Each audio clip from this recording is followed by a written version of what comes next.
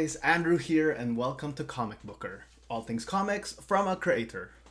So it is a Sunday morning here in New York City, and we're about 3 days away from San Diego Comic Con. I'm gonna fly off on Tuesday, and it's just gonna be like a busy week of non-stop comic booking. So, in preparation for that, I have a few projects I need to get out the door. And because I was feeling very lazy this morning, I figured I'd just live stream because when I do these, they really help me focus and get momentum so that, like, the rest of the day, I'm really like pushing forward. So, I figured I'm just gonna start. I'm gonna play some music and we're gonna get into it. And yeah, just I'm gonna check the chat periodically. If you want to say hi, please feel free. And if you see this later or you're here live, feel free to draw along. Yeah.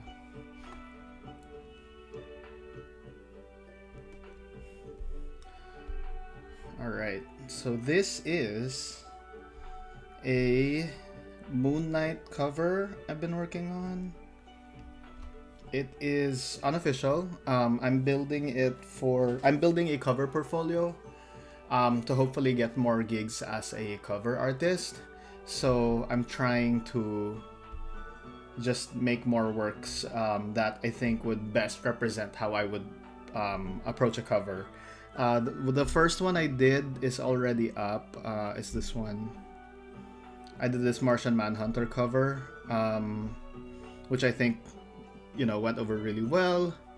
And this is the second one. I've also done a couple of covers for V-Friends. I think this one I can show. So this is for issue 3 that got released, and I'm really happy for it. I think it did the perspective really well. And then now I'm on this third one. So it's pretty far along though. I've been doing a bunch of rendering and painting here and there.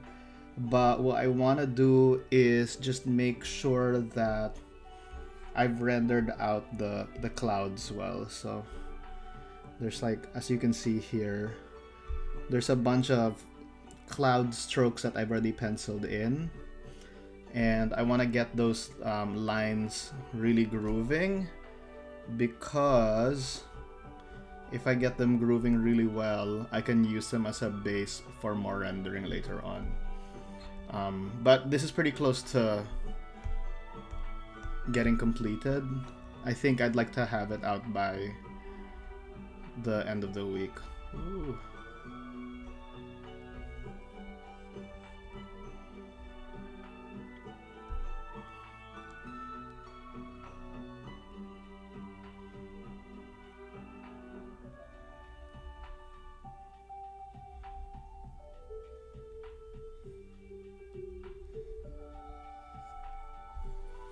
Just a bunch of tight curves here or there.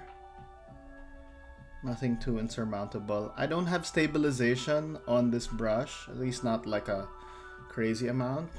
But I like that the curves aren't super clean. Although this pencil is killing me. Wait, let me replace this. I think this is the Apple Pencil I dropped.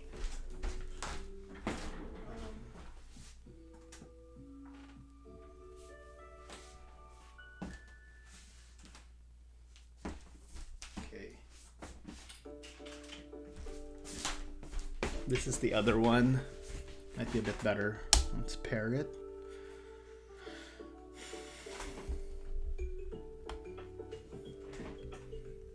There we go. So much better. Oh my gosh. Sometimes it really is your tools.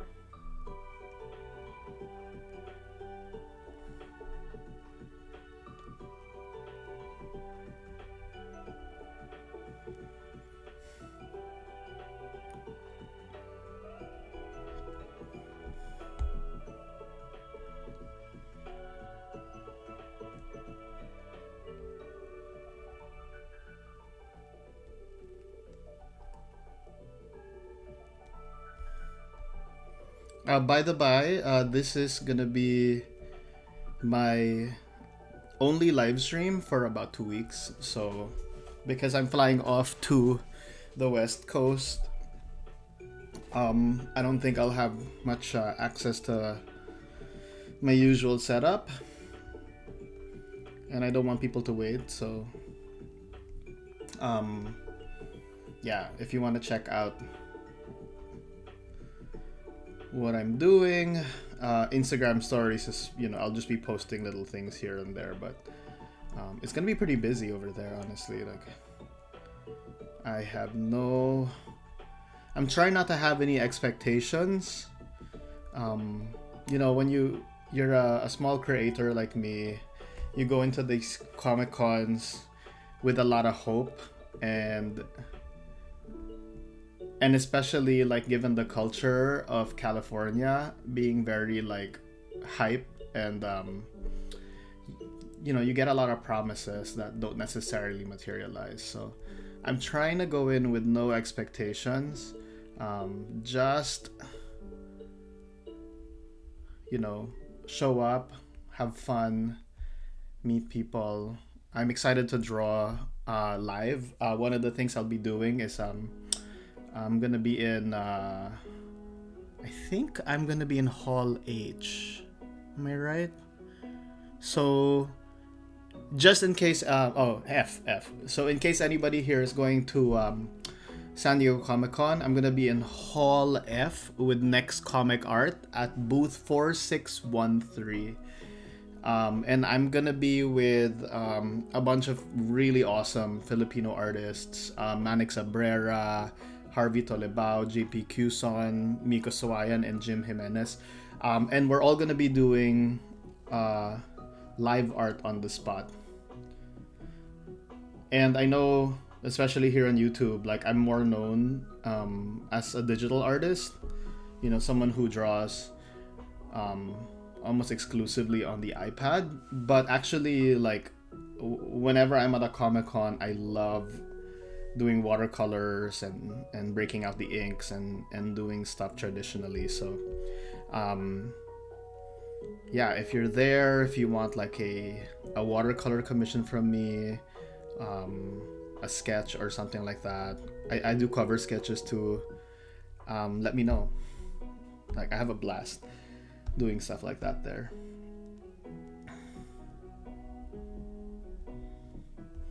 I'm gonna take out this logo while I go up into the top area. There we go.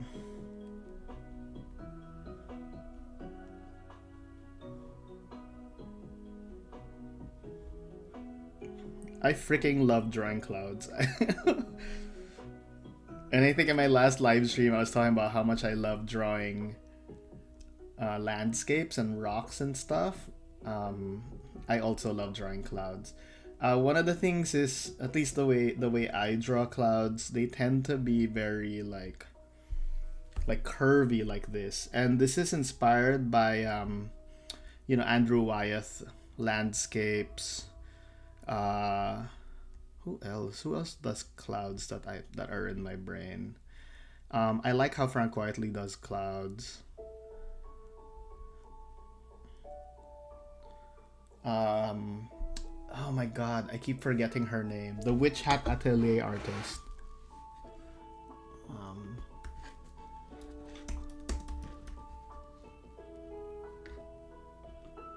She is... Gosh.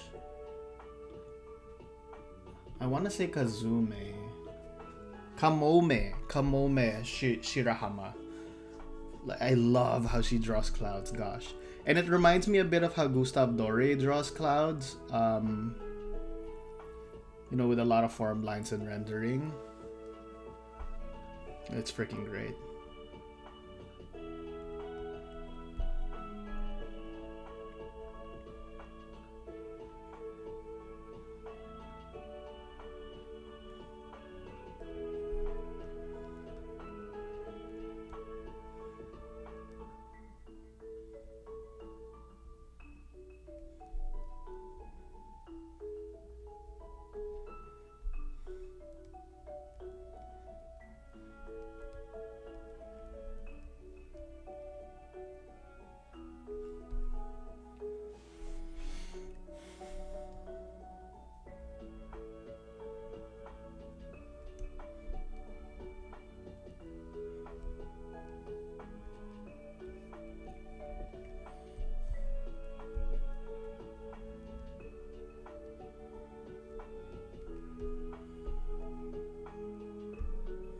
Alright, that's looking pretty good.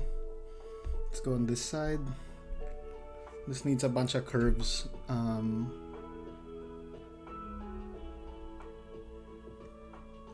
Just some very steady, curvy lines, but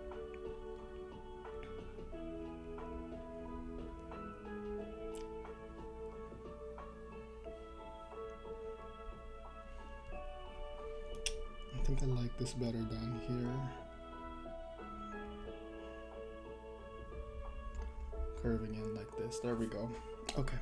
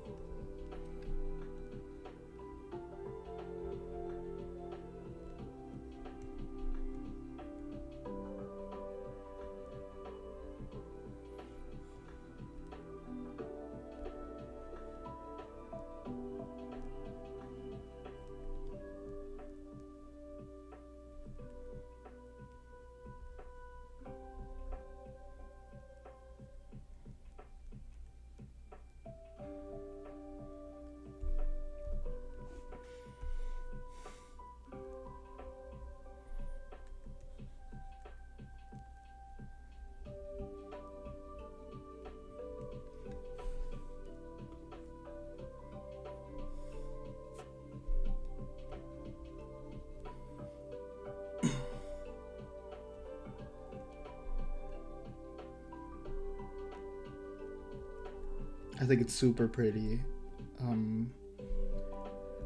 If I can just get these clouds to fold into the distance behind this character, it's a really nice feeling.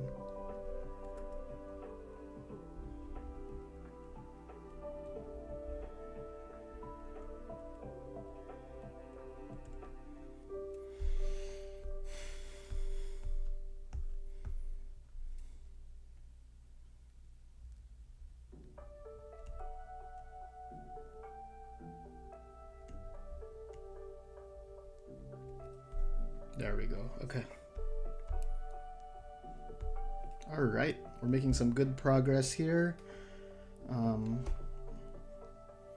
Should be able to take a big move forward shortly.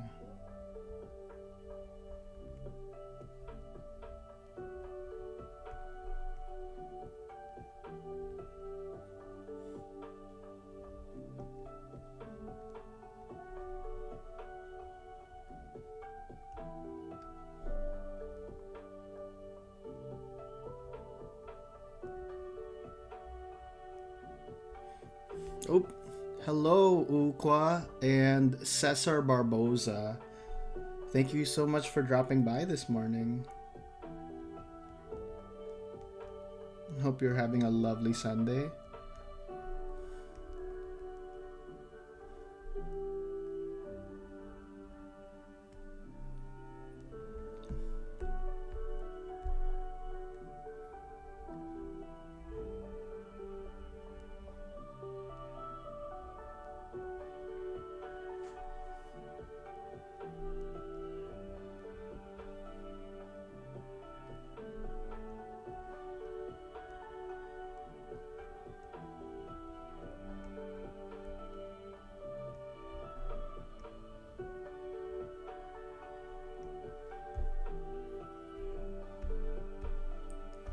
Oh my gosh, it's really starting to come together. Very, very happy with how this is shaping up.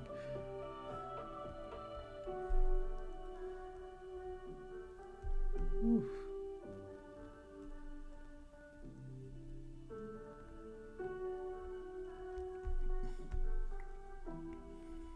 I have to say, this is my first time drawing Khonshu, and he is a blast to draw. Just so cool as a character. I love that bird skull element. Also don't know how many of you guys play Marvel Snap, but he's a really good discard card.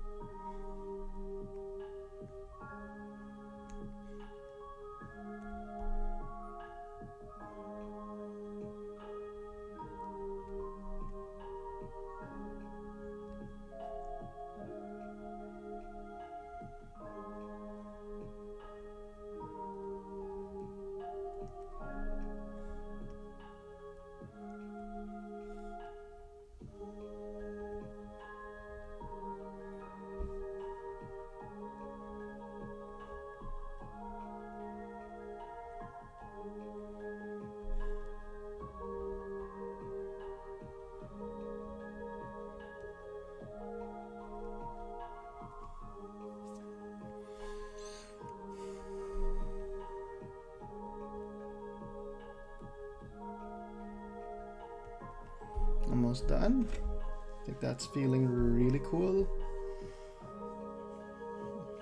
And once I get done rendering this out, I'm not sure. I might, because I'll be done with inks for this, and then it'll be like a bunch of colors that I have to do. Just some black and white value stuff. But I could also jump into some of the Aquaman pages I've been working on, because I have a deadline for that, and I kind of wanted to get like a bunch of pages done this weekend. Push us into a good space, so I might jump into that. We'll see. We're almost done.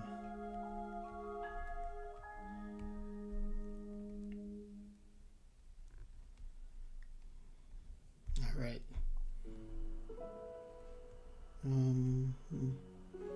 Just a bunch of little tweaks.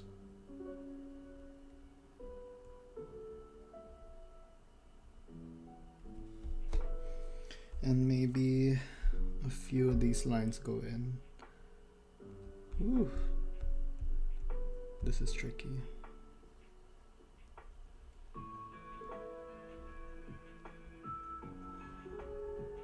Yeah, when you zoom in like this, you can really see the tremor in my hand.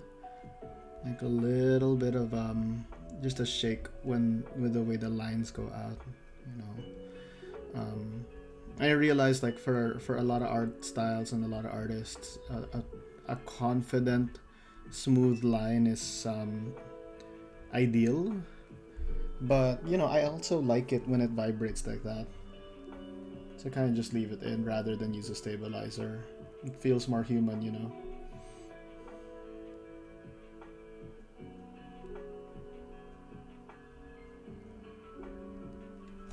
All right. Boom, boom. I think we're in a good spot. All right, I'm gonna bring in the grays and see what's what. Boom. Yep, that's looking really good. Let's do some very light rendering here and see if we can make this pop. What I'm gonna do is do a clipping mask over the smoke layer. That's this layer over here. And then I just need a big fat, just a basic soft brush.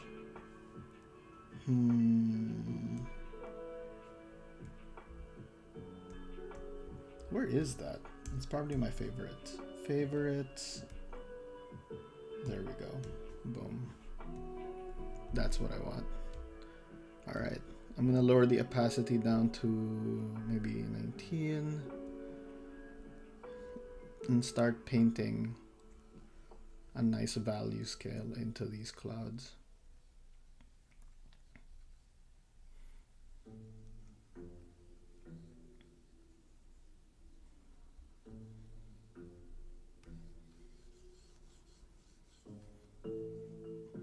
I think the really soft transitions can make it feel like it's flowing around, you know?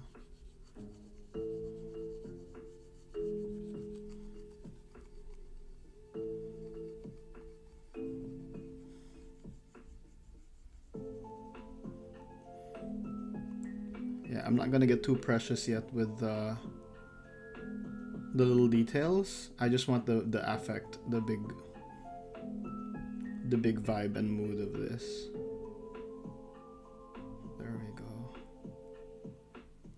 I'm gonna leave a little bit of reflected light from the moon in the back, but gonna throw a lot of this into shadow just because it pops the characters forward more. There we go.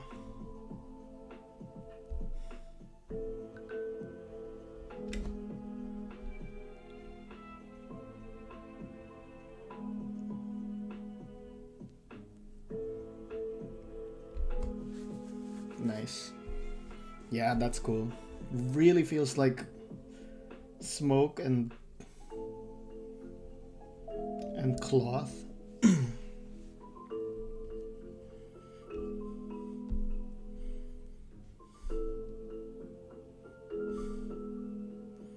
I might do a bit here. I'm gonna use the lasso tool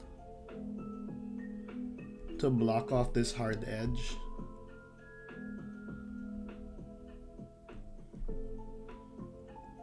Just so I can go in with the soft brush and make this cool effect. 1 sec. I really should render in some more form lines up here, but I'm gonna get to that later. Right now I have to focus on the colors.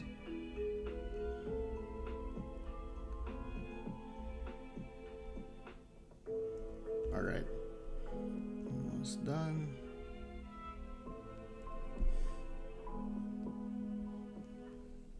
Something like that. Okay. Let's get this shadow in here. Nice.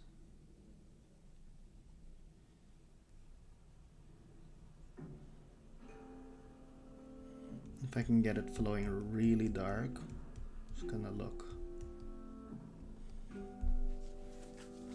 really dimensional, you know. Boom. Such a cool effect.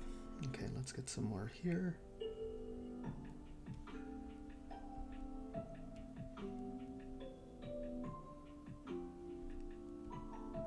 The other way is to erase in, but I might do that later.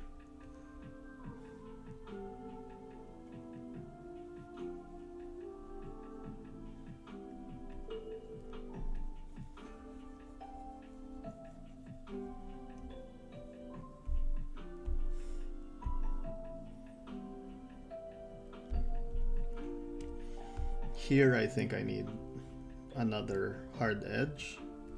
I'm gonna use this tool here.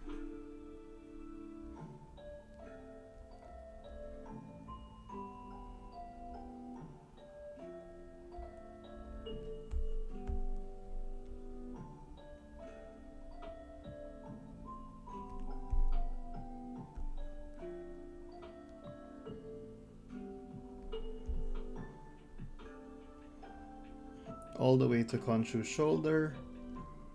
Although I don't know if I'll be going there, but we'll see.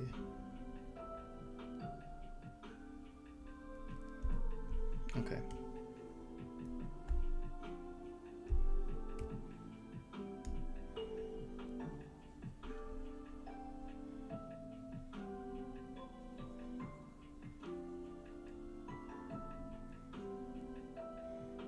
I guess I am.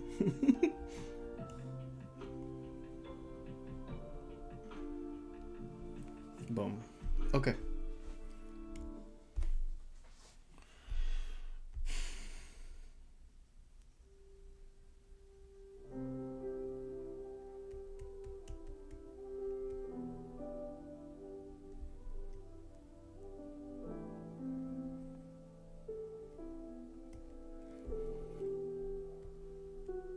Yeah, one of the big reasons I decided to go make this cover is because in a lot of my images I tend to use like a bajillion colors. I'm just like very high chroma oriented, and I figured it'd be cool to show like a Moon Knight cover, like how I would execute something that's not colorful, you know, just much more value oriented, much more desaturated and low chroma. I think this is cool because it's just, yeah, Moon Knight is that kind of gritty character who works really well at low chroma. You know, one of my favorite Moon Knight artists is Stephen Platt, highly detailed. And then there's Greg Smallwood, who did this run with Jeff Lemire on Moon Knight, which I think the TV show just took a lot of cues from.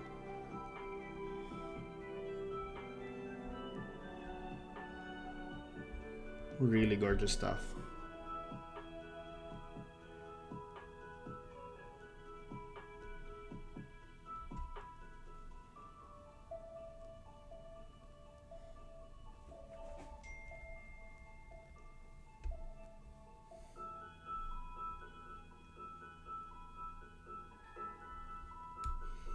Alright, now I'm gonna use the smudge tool a little bit just to get some, just to push some values around, get something going. And the smudge tool is set to like a watercolor brush, so it's actually bringing some texture in with it, which I think is nice.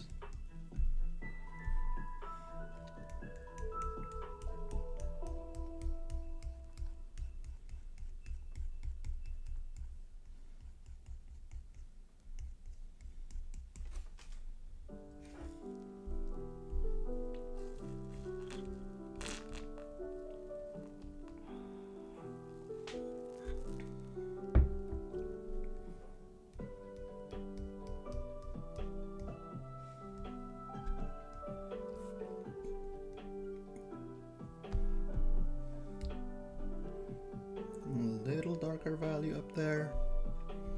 Nice. Honestly, this whole thing could go a little darker, so just one shade maybe.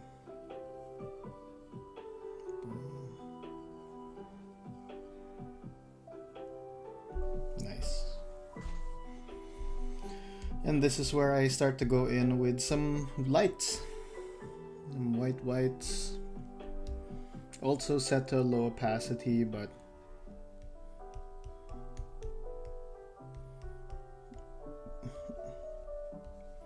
now I can think in terms of lights.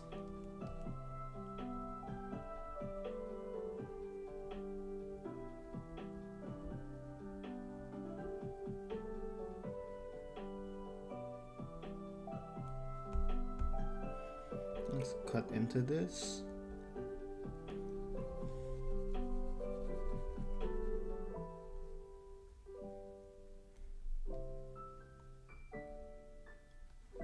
There we go.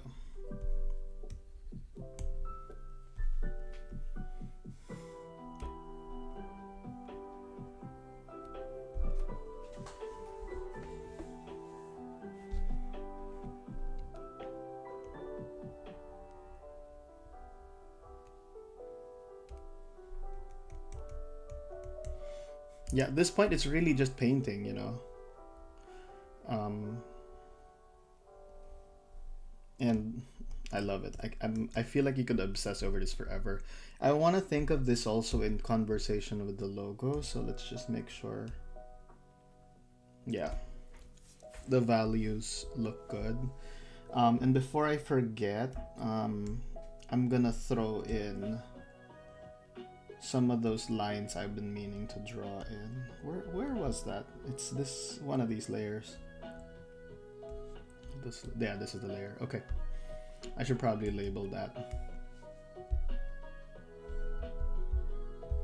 Inks. There you go.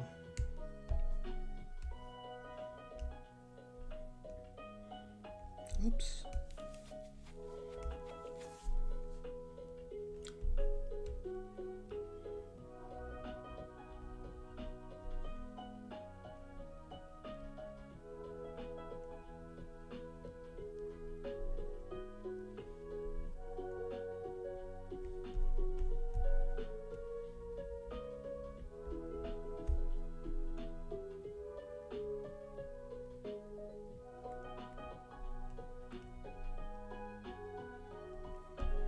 Nice.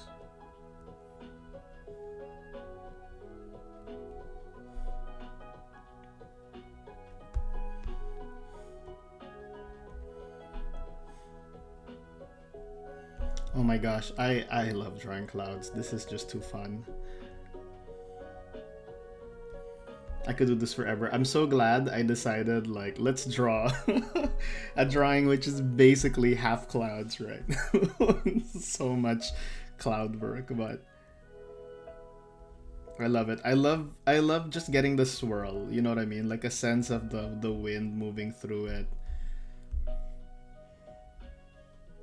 You know, the directionality of the lines just like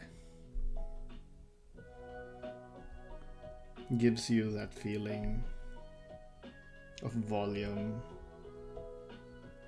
liquid, cloudy volume, right? It's like waves. That's the one thing that I'm hoping for, because I've been drawing Aquaman, and when I first jumped on, I thought there'd be like a lot of opportunities to draw stuff underwater. But you know, I've done 5 episodes now, and they've all been set above water. Even though some of the other artists are getting underwater episodes, I haven't really had an underwater episode yet, and I'm excited to draw something there because I feel like there's just so much little, you know, cool little things you can do underwater. From a drawing perspective, the bubbles everywhere, little clouds, heavier water inside water, you know, like oil or blood or whatever. It just like it has a cool effect when you submerge these liquids within liquids, and I want to draw that too. But right now I'm thinking of these clouds as sort of in that zone. There we go. I'm gonna jump to a flat brush now. I feel like we just need a few more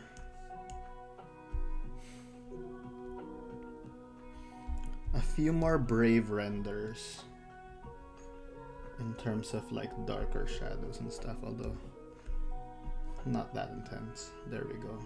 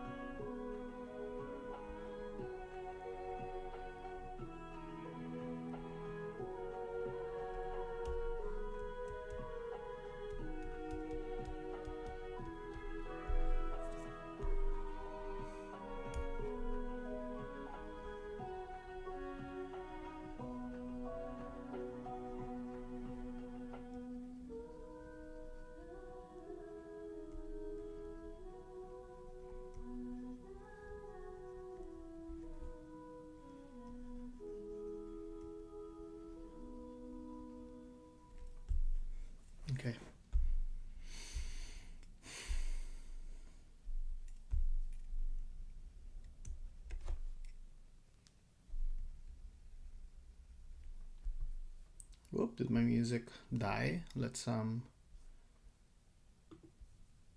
get it back. There we go.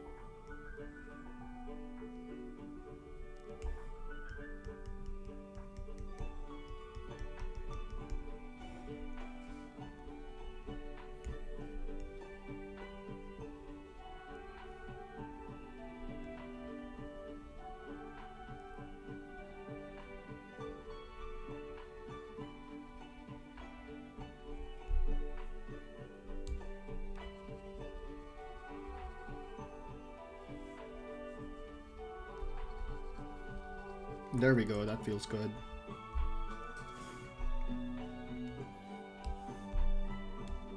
Oops.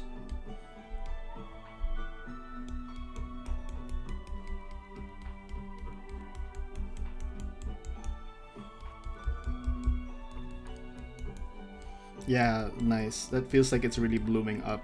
I think I'm gonna lean into that.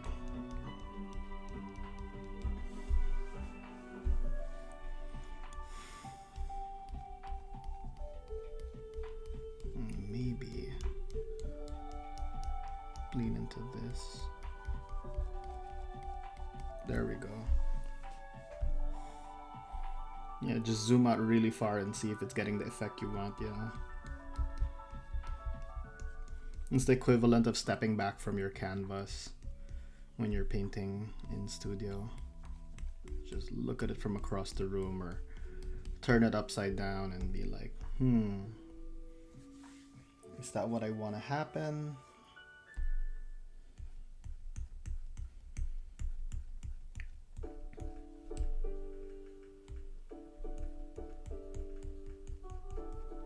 Because that's like the abstract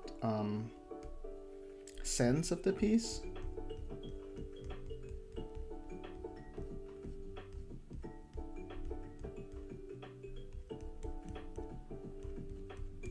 It's like the thing with a lot of comics work is, at least the stuff I do, it tends to be very representational, but that also makes it easy to forget that these things should work abstractly as like beautiful combinations of color and shape and lines, regardless of how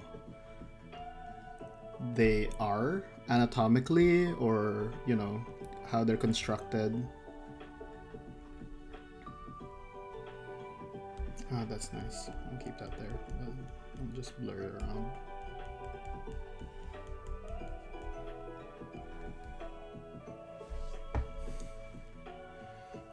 That's a nice flow, right? Maybe let's do some stuff down here. Just some rough color so that we're gonna blend in. And make cloudy. Get some nice edges going.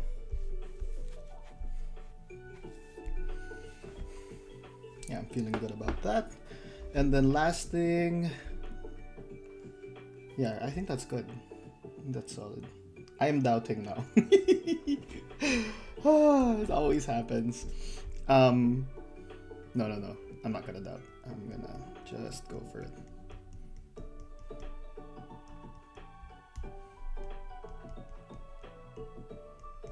Oops.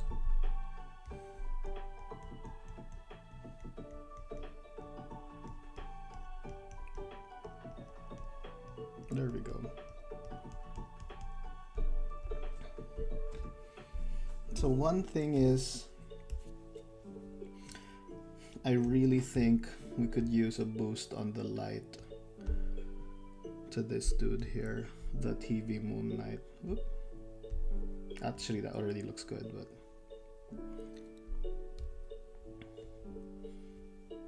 just a little more focused light, you know what I mean? Pop him forward a bit.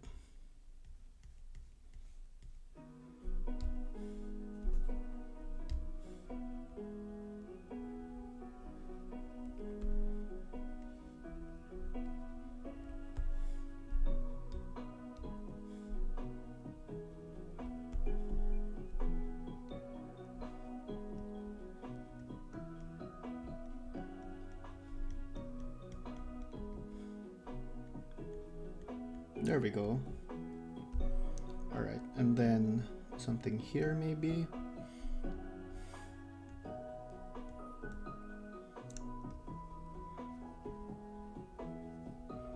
Yeah, something like that.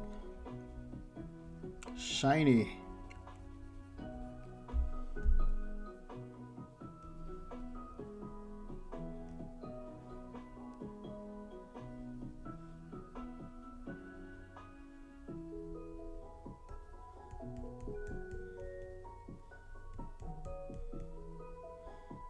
Get a bit more light down there, and definitely a bit more light up here. Nice. Just chunk it in. Pop him forward.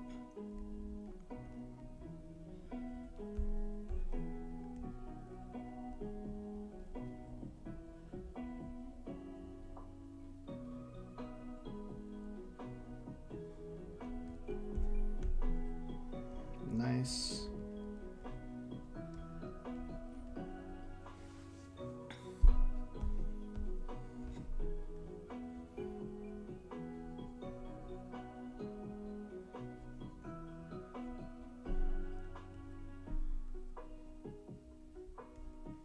Boom.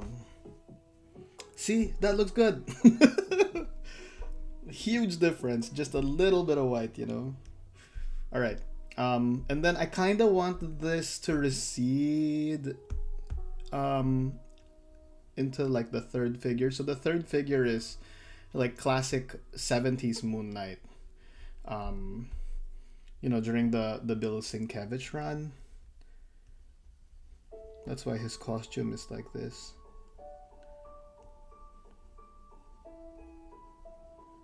Just keep it. But I see some bounce light on this side, which I think is actually really pretty. I'm gonna lean into that a bit.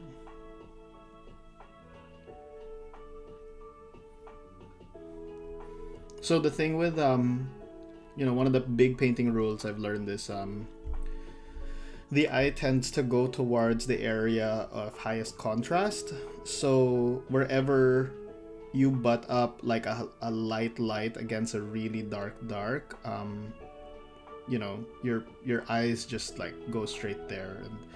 And knowing that and thinking about that when you color or you make your paintings or whatever, it's really helpful because it tells you how you can like bring your viewer's focus to this section or that. So I think a little cheeky light down here would be cool. Not under it, but just like a white whoop streak would be cool. There we go.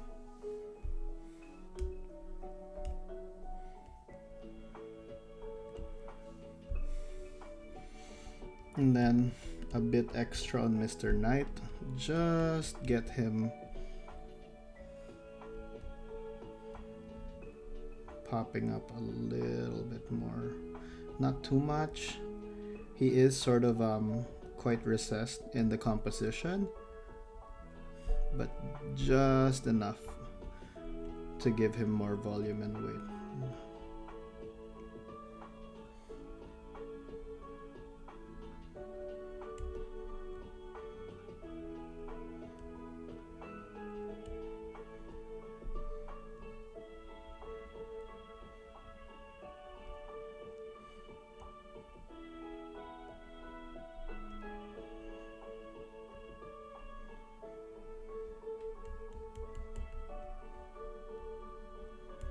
Boom. It's looking good.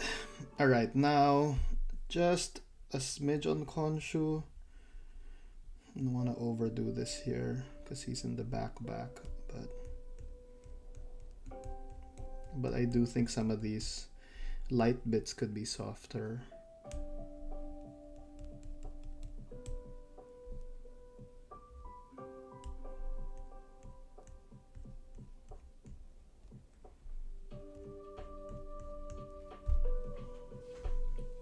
Here, that feels good.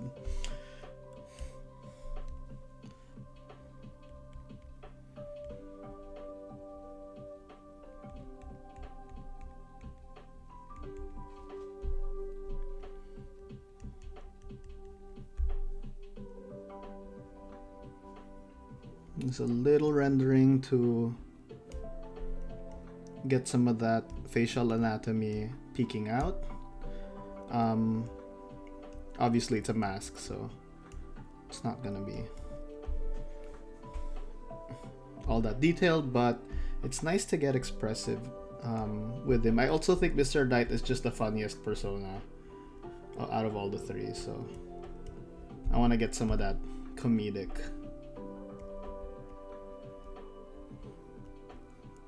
sense into just the way he's posing. And this martini and this olive and stuff will have slight color on it, like we have down here in the like Cyborg Marvel Rivals version that I'm showing down here. But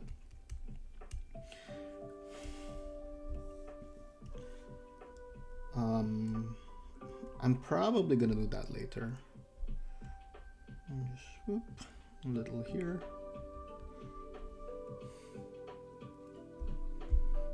I think this isn't a good place to leave behind for now.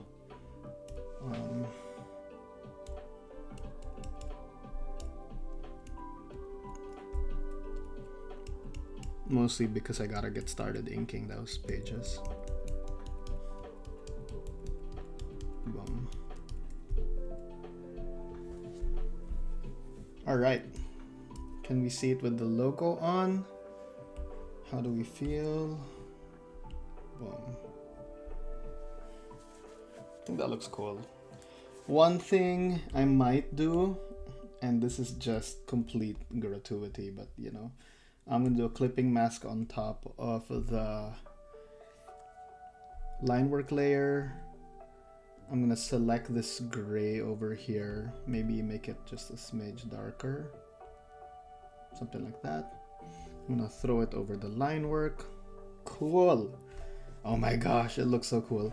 And then I'm gonna maybe put it about halfway. Boom. And give it a Gaussian blur so it's a nice gradient. And I can kind of play with that. How much gray do I want in this piece? And I think something like this would be cool. Yeah. I can even scooch some white into it. Just very lightly.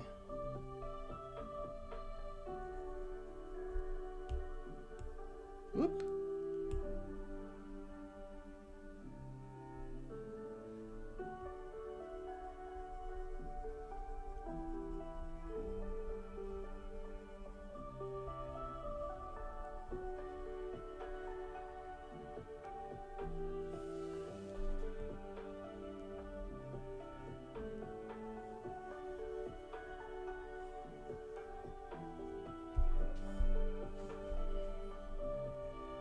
gives it a really otherworldly look, you know. Especially Khonshu, I think he looks good limbed with a bit of white.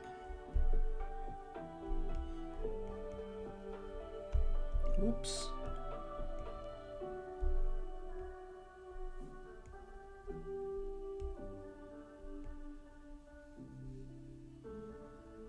Maybe here, maybe a bit up here.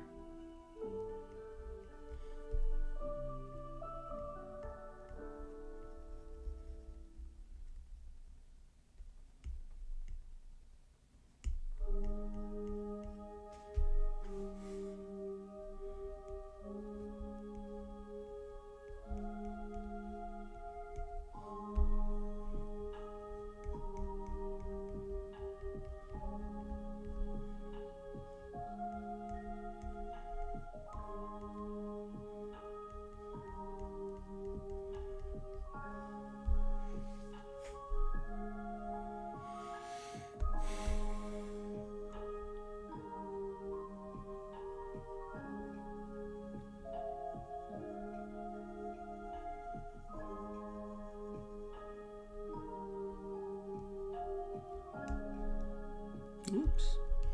Smaller. There we go. Just a bit controlled.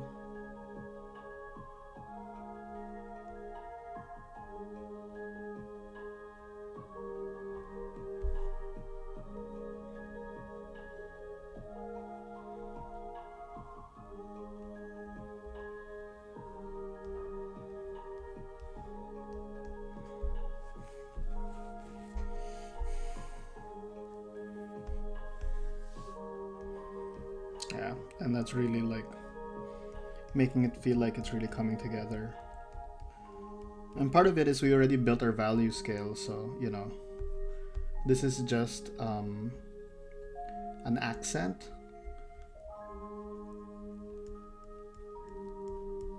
to sort of like emphasize how the value scale is working, but it looks really satisfying when you throw it in like this.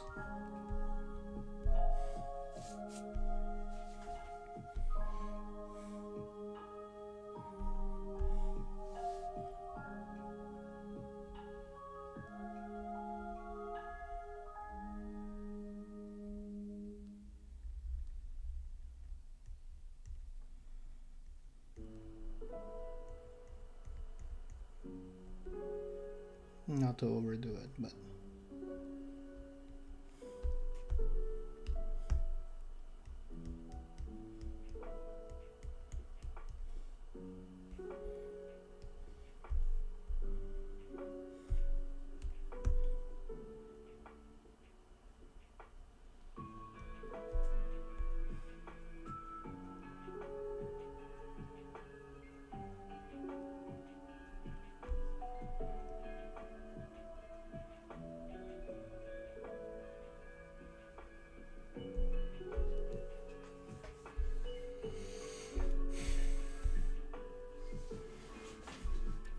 all right, I think that's feeling pretty good so far. There's a few more things I want to do. I want to throw in some yellows here or there, but I think I'm gonna move on just because this is my fun project, and actually have to get to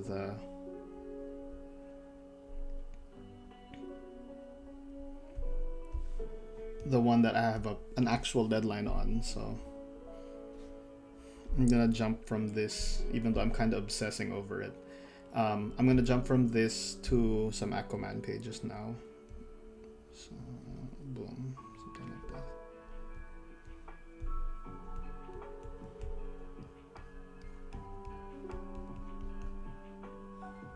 Okay, sorry, last thing. I just cannot stop myself from getting all render crazy, but it looks cool.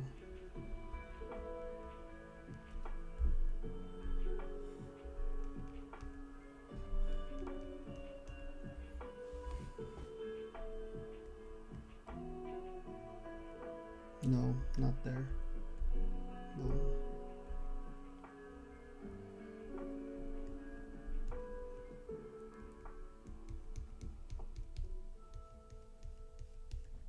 Right, let's take the logo out. Yeah, I like that there.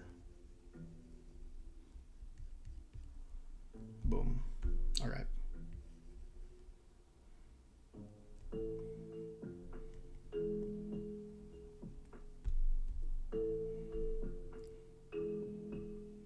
All right, okay, I'm gonna stop now. I gotta stop. I'm overdoing it. Last one.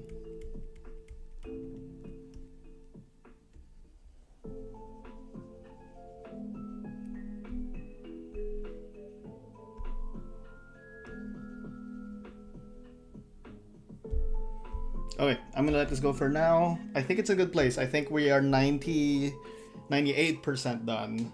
Just a few more yellow accents, a little bit of coloring on that champagne glass with the olive and the white wine. Some metal accents here with the with Khonshu's costume, the Ankh and stuff. But otherwise, it's we're in a good place.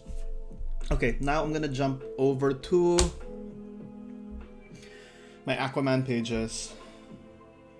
And I am gonna go to something here. It's this folder, okay. Whew. We're gonna go into this page. Yeah. Alright. This is what I was drawing.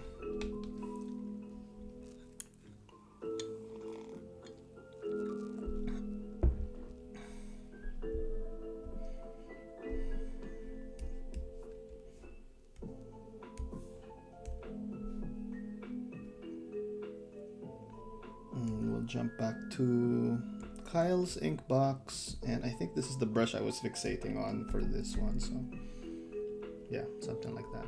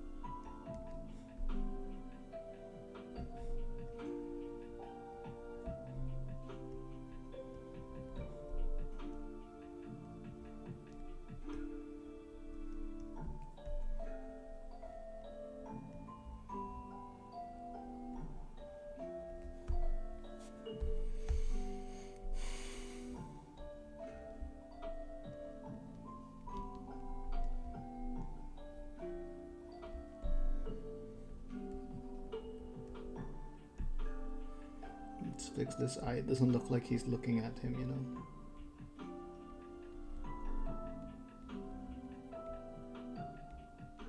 There we go. Looks better.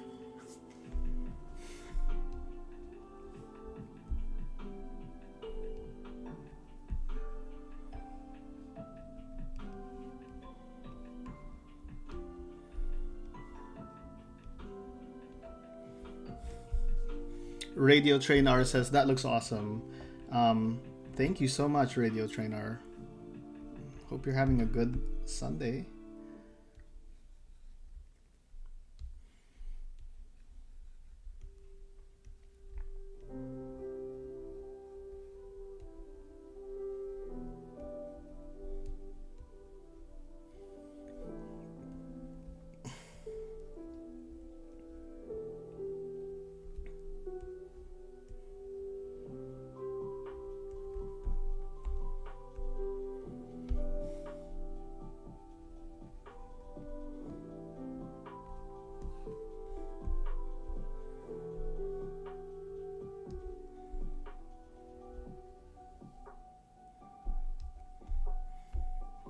Gotta draw this water sword.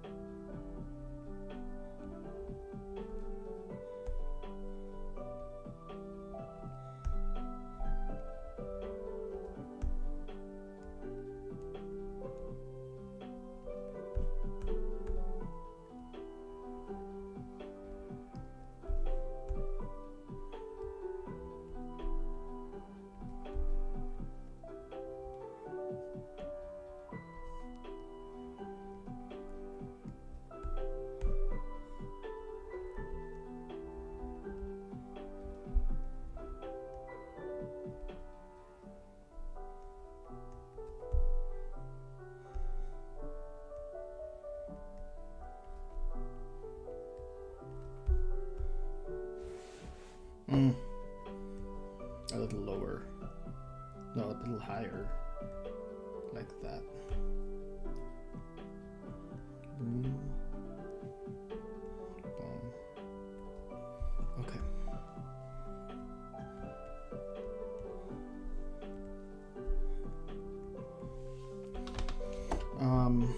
Give me a sec. I'm gonna get something and be right back.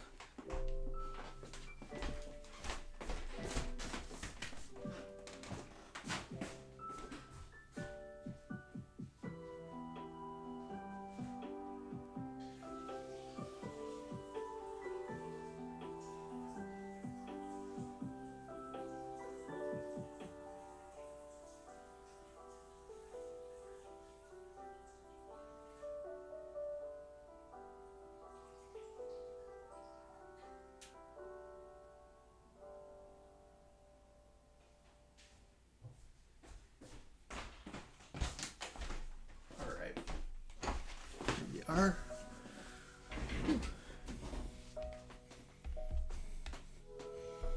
Just gonna finish this figure.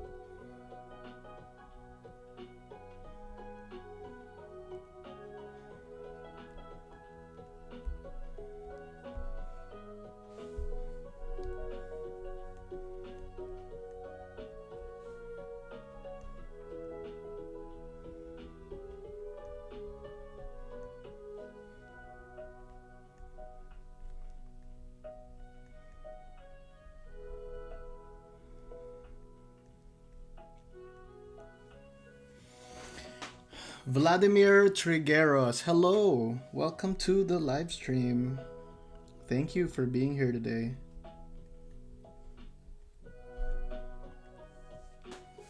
I'm just drawing a page from Aquaman episode 15.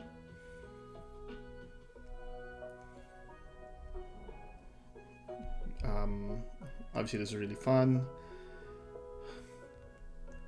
I don't want to spoil too much, but yeah, this story is a blast to draw, I think.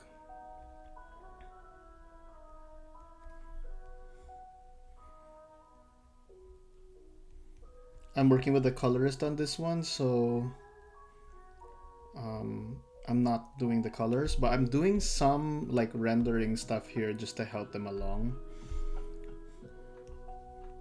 so they know where things go. Our colorist is Big Door Studio in India, and they've been doing a great job. And actually, if you want to read the first 3 episodes, they're linked in the description. Yeah, our main artist Nikki Yapi did the first 3 episodes, and it's fire. It looks so good. And then this coming Wednesday, is gonna be my first story arc, so I'll be doing 3 episodes in a row. So yeah, that's gonna be fun. It's just gonna see. Our art styles are very different, but I think it hews together really well as a story. And yeah, hope you enjoy it. It's free to read on DC Infinite.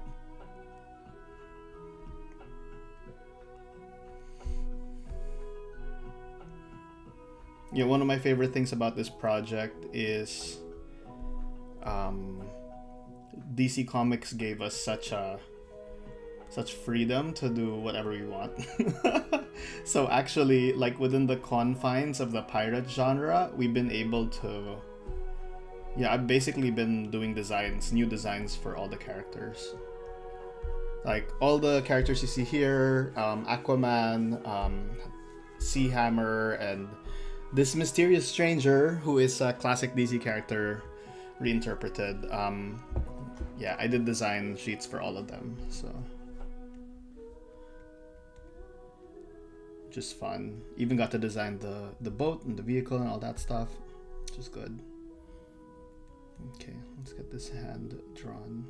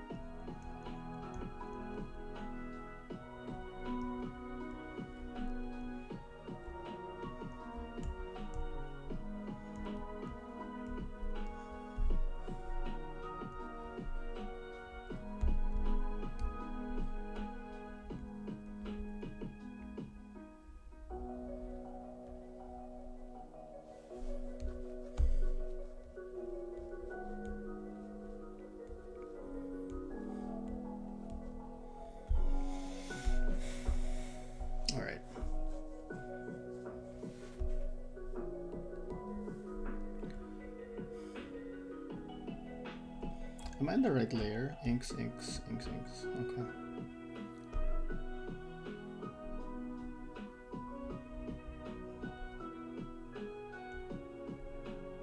Just trying to make sure that when I do a fill,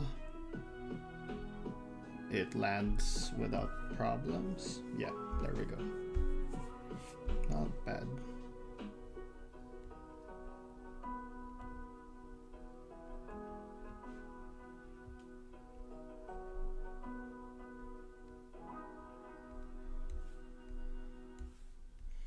Boom.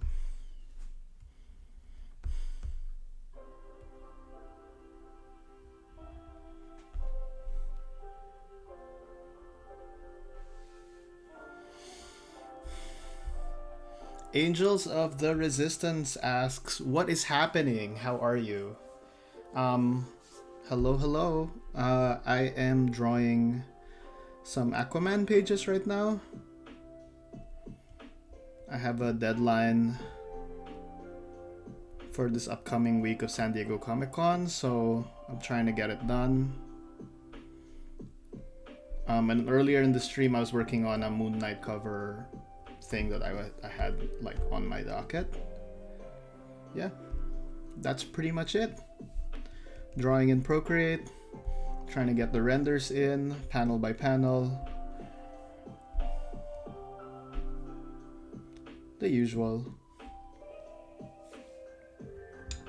Angel of the Resistance says, I'm drawing along too, working on a commission as well. Awesome. That's what I want to hear. Yeah, I really like when we can get that studio feeling of like just working in the same studio as another artist, you know. It's nice. It gets you into a good rhythm.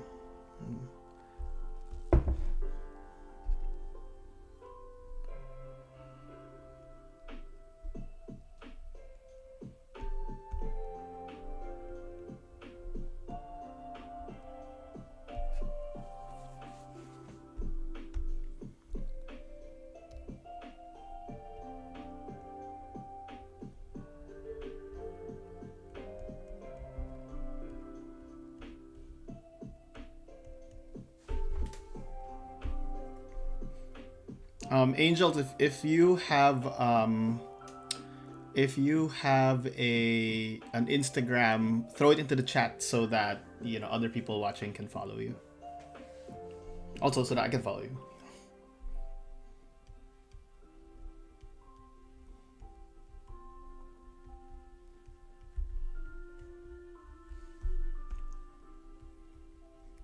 So artists supporting artists.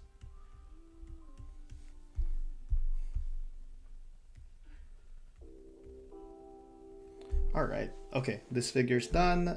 Let's get Hawea in. Actually, I want to do no, I think that's too much detail, is it? Just a little bit of rendering on the hair. Not too much. Just wanted to feel cylindrical. Alright, I'm gonna leave that alone.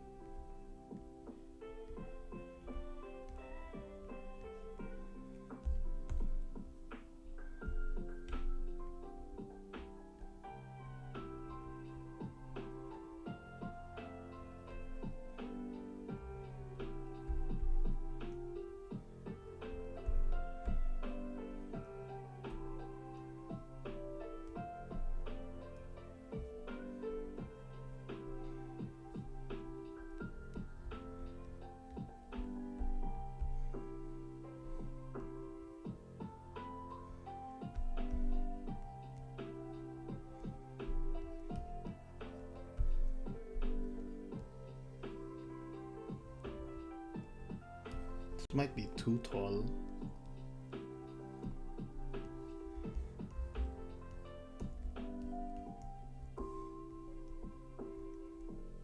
All right.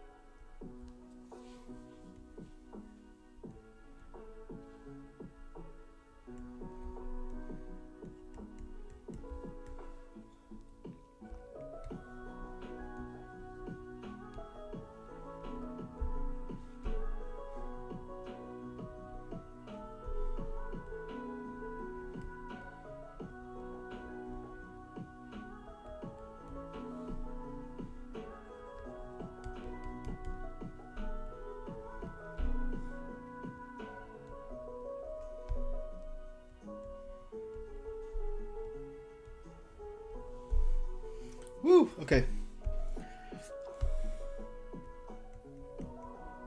I always feel like extra pressure when I'm drawing a face.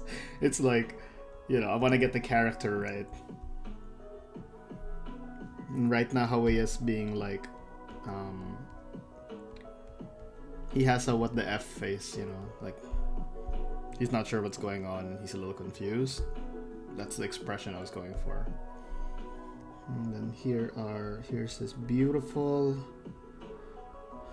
do-rag straps, which I love because they can really go flowing in the wind, and they allow me to get a good sense of give a good sense of wind and feeling of the environment. When he's punching or running or whatever, like these straps help me imply the motion that he's going through.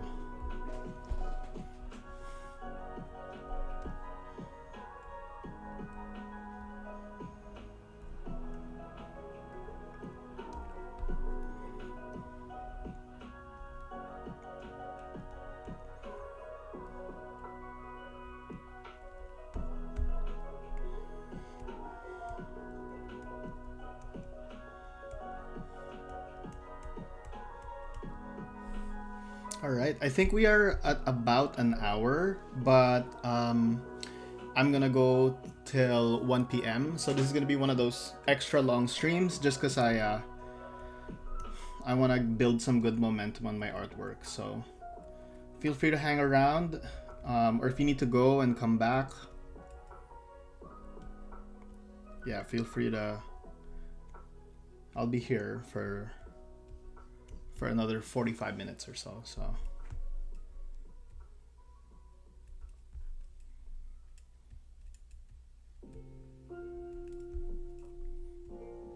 And hopefully get this page done in that time, but we'll see.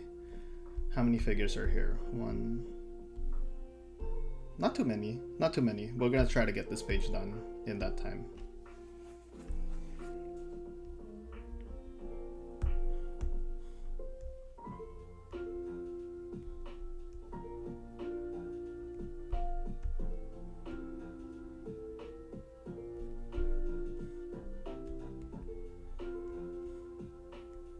Yeah, it feels really good because I was able to wrap up that Moon Knight cover already. That's like a good first hour. And yeah, for my second hour, at least get one page fully inked and over the line. That'll be a good use of my time. Like, this week's gonna be so hectic once I fly off to San Diego. It's always a struggle to draw while at a convention, or at least to do like serious deadline drawing, you know what I mean? Especially since like a lot of my art energies are gonna be on doing commissions on the show floor. So yeah, the just like as much as I can get done today, I'm gonna try to get done today. Ooh.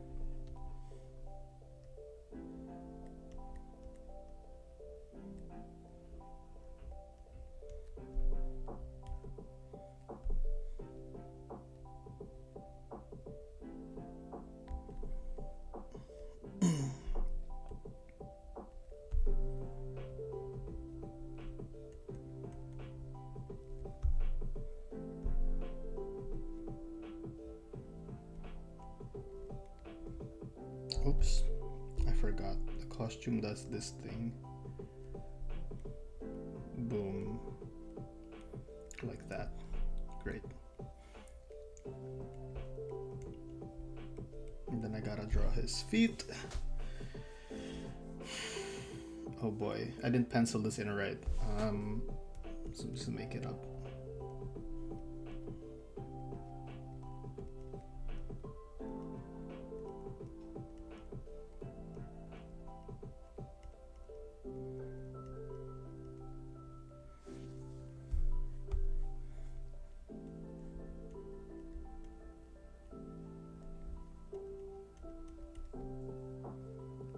All right, like that.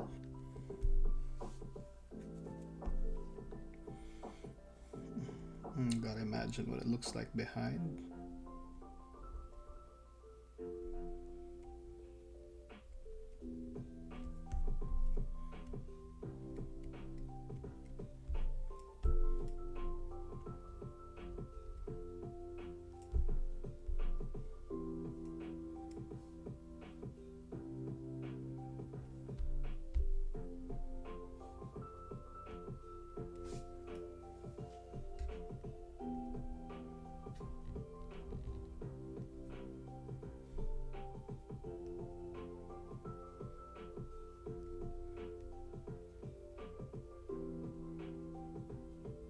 There we go, something like that.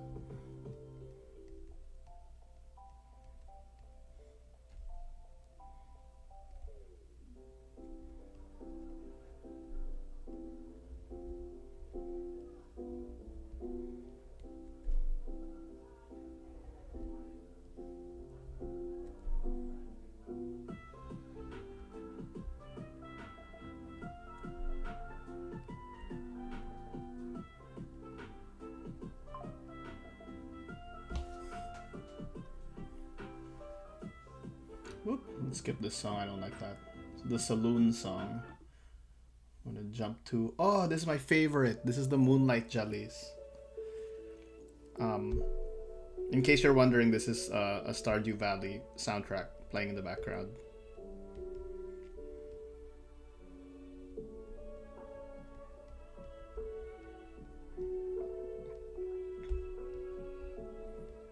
And I don't know if you guys played it or if you ever got to the Moonlight Jellies thing, but once you unlock that moment in the story, it is truly beautiful video game moment.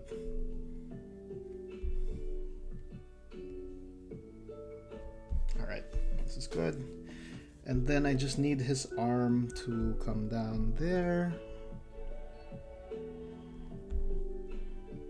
There we go.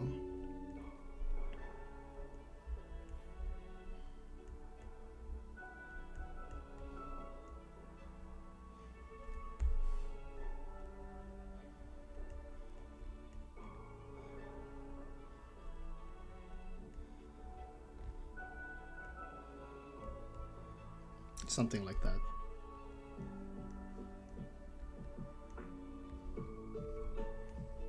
There we go. Let's look at it without the pencils. Looks pretty good. Yeah, that looks pretty good. Just draw some indication of ground here. I think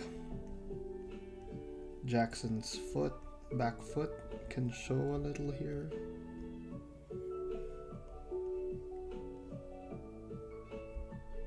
There we go.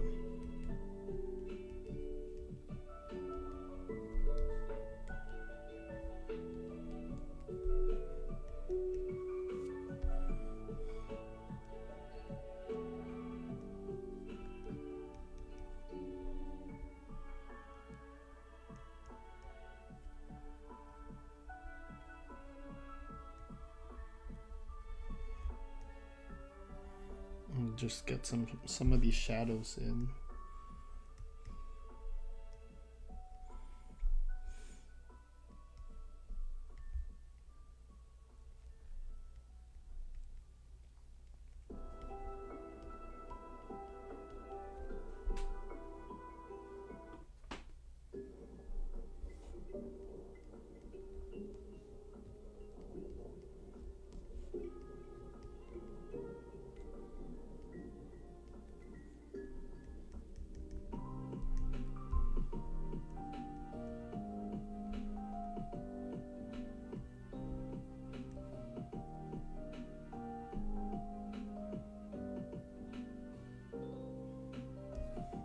There.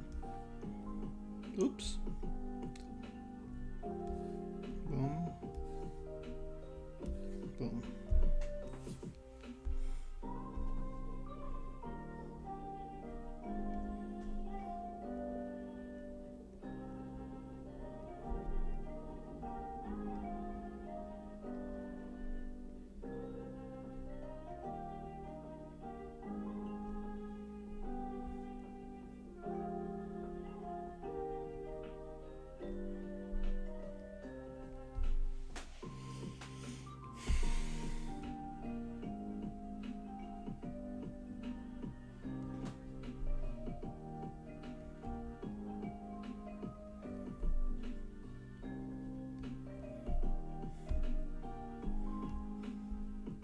Yeah, his ear's a little weird. Let me fix that.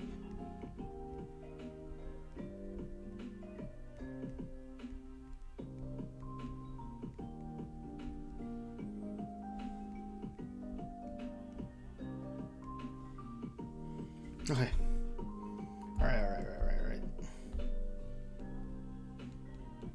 I want to add more, but I'm going to leave it alone and move on to the next panel.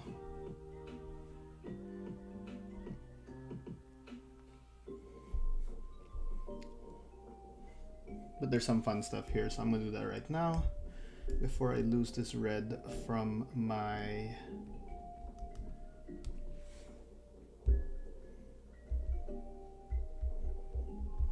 palette. All right, let's go. Energy effect. And I need a light brush for this, so Luminance light pen, there we go. And what I'm gonna do is I'm gonna draw in these reality tears.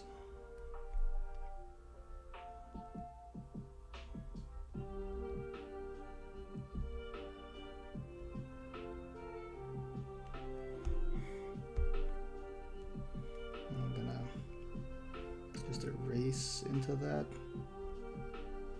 There we go.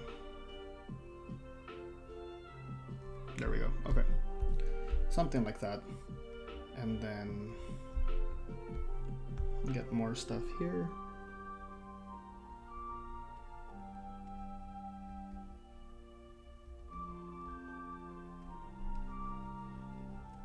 Oops. Not too much. There we go.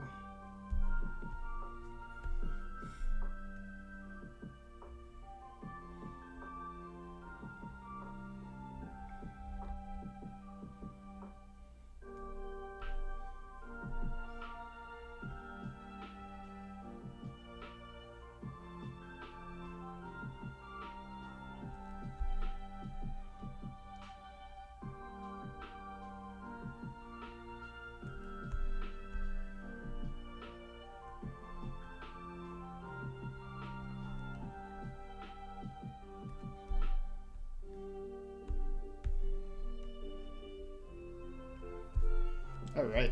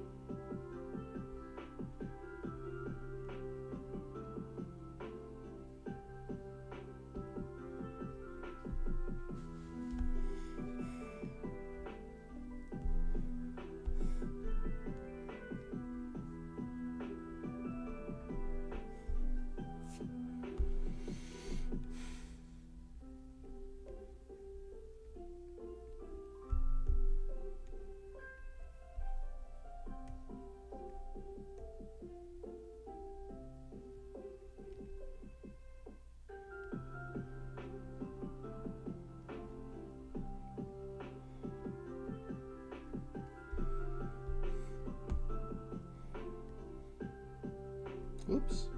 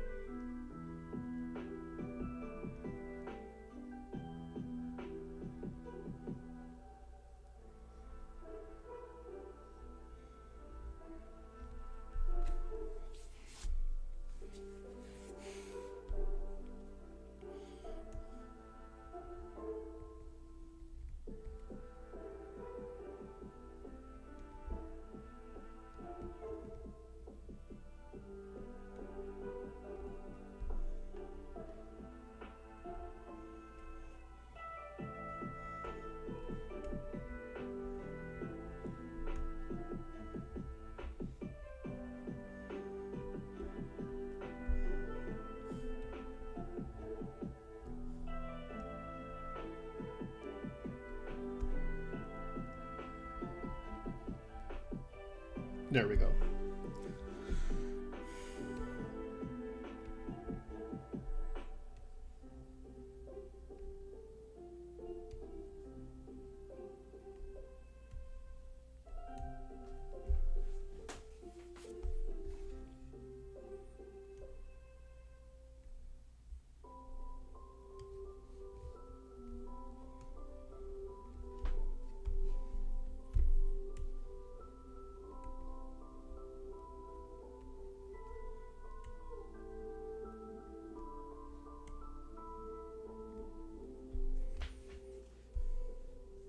All right, that's looking good. We're gonna move on to the lower parts. Pencils back on. Let's go back to a normal brush. Boom. And we're gonna do this panel. Woo!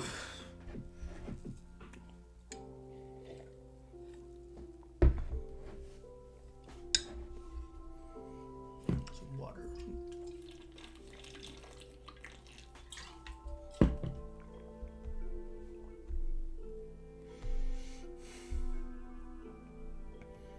Oops. We gotta get back to black. There we go. And I'm just gonna go on a new layer. This can go down to inks. There we go.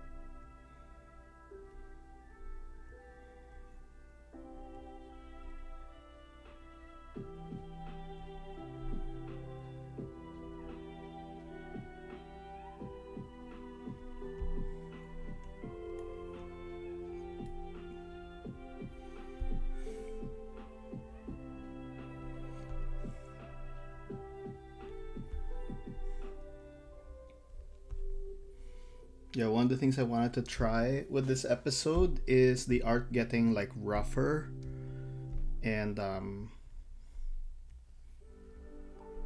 grittier as the episode progresses, as the emotions get more intense. But we'll see. I want to just get a really good feeling of like the art reflecting the emotions of the story. I'm getting really psychedelic with it.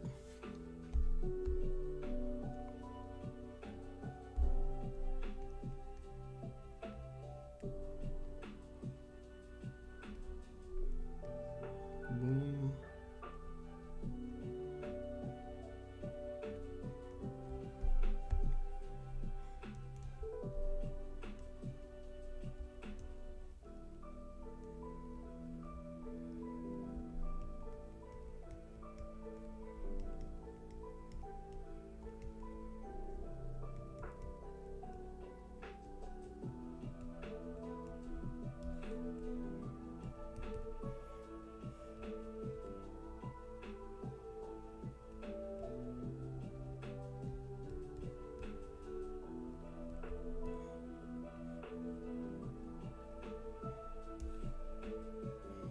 To get a real Andrea Sorrentino vibe here.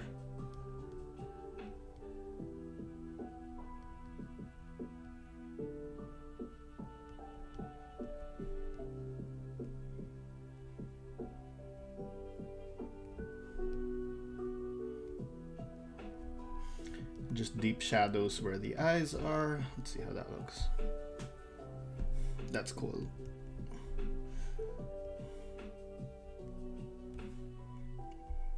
You know, sometimes you do these things and you're just not sure if it's gonna look good until you bite the bullet and jump in, and I'm happy that's working out.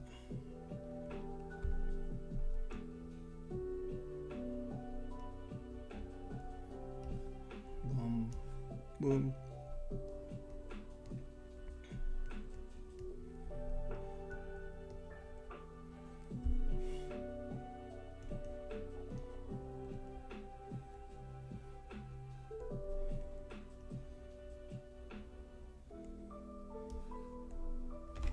There we go. Moody.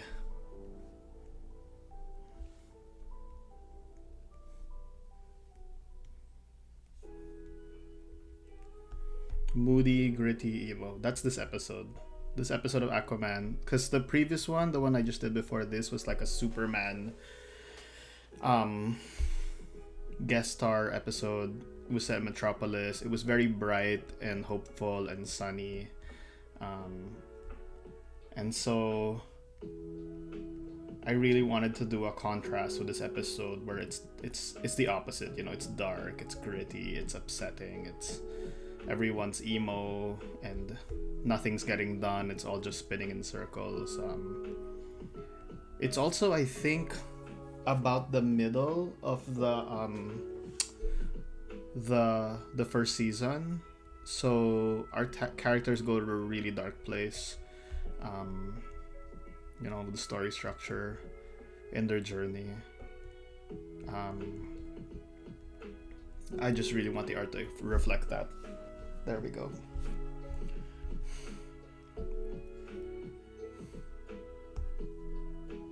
Maybe a little there.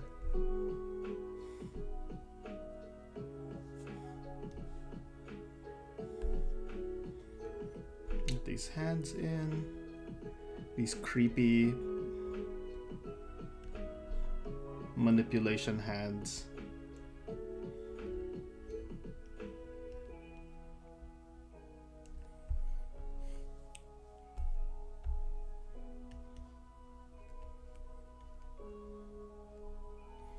This masked character is a kind of vampire. So, and he has a weird effect on the psychology of people around him. So that's, if you're wondering what's going on here, why it's so strange.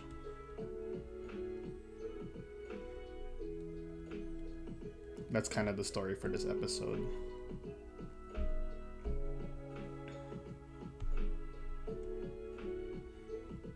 Embodying some dark emotions.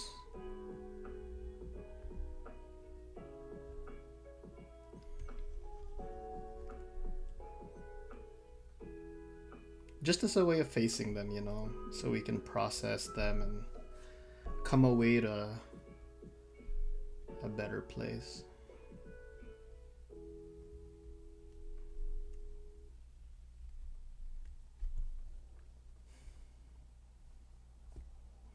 Let's do some... Oh, my music ran out.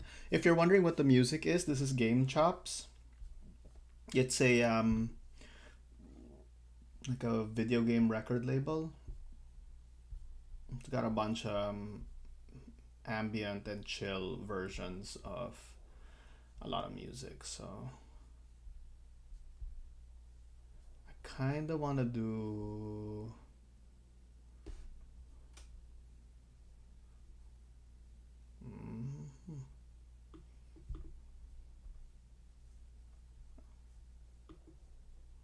some lo-fi. So we'll do some Zelda lo-fi, just because this is a droid main. We don't want too much energy, you know.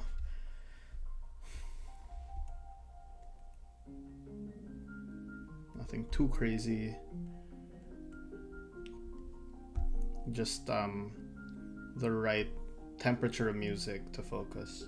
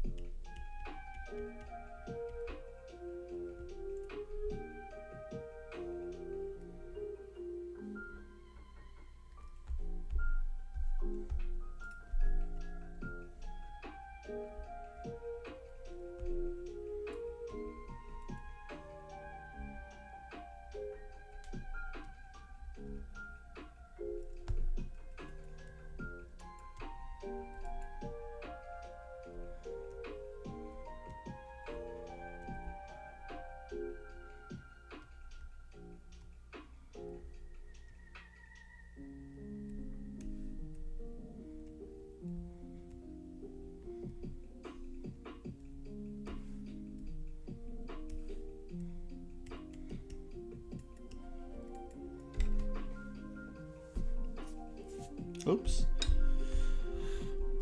I made a mistake. There we go. Okay, that's better.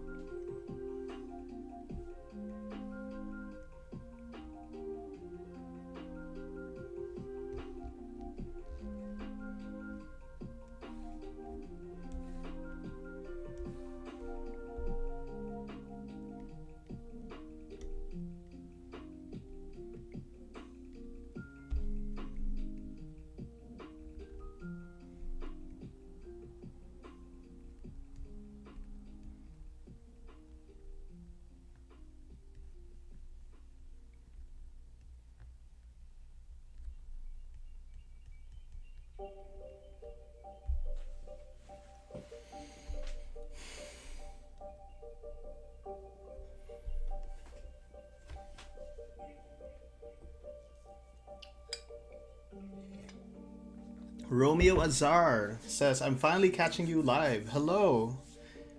Welcome to the live stream, sir. Happy to be caught.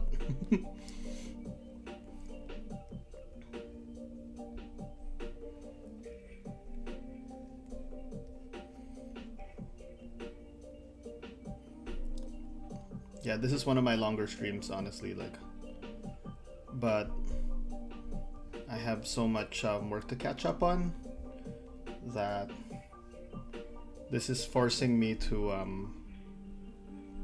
focus on my work, you know, and get all these pages done.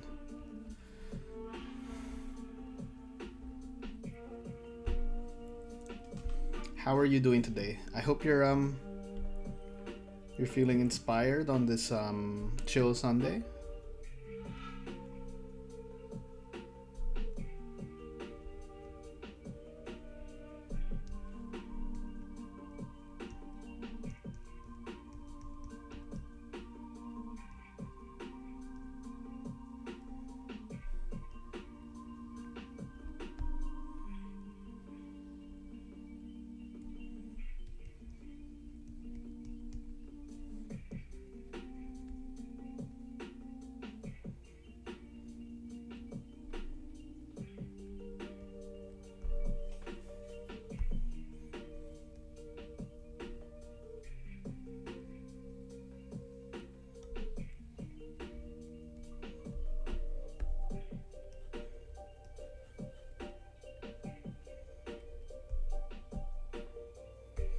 Romeo says, I'm drawing right now too, doing a poster for the Twin Cities Marathon. That's awesome! Would love to see that when you're ready to show it.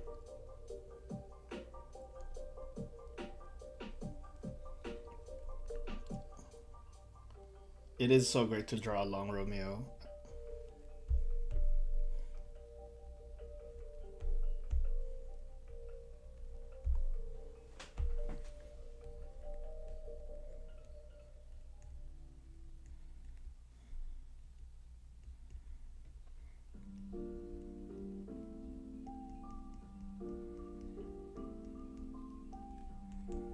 Yeah, this is really like when I would take classes at the Art Students League.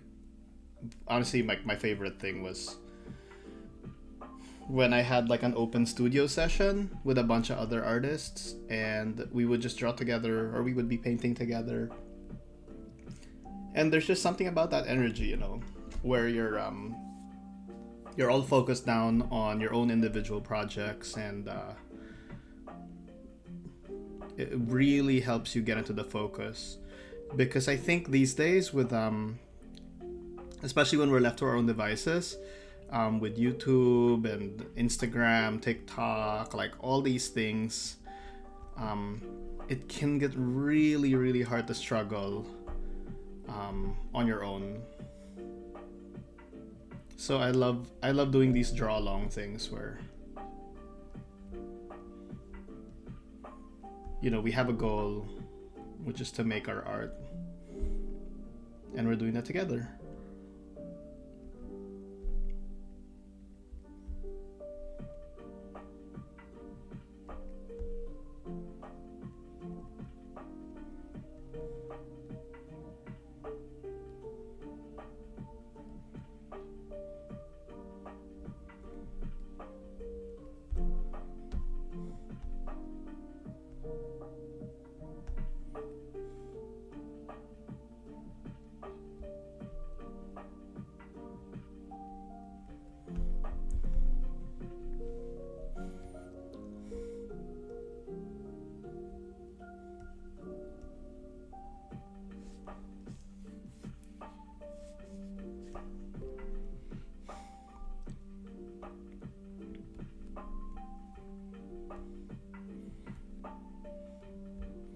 I'm gonna try to do these more often throughout the year, for the rest of the year. I haven't been very good about posting to YouTube for the first half of this year, just because it's been so busy with Aquaman.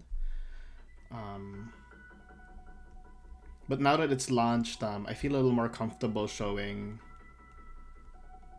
what we're working on.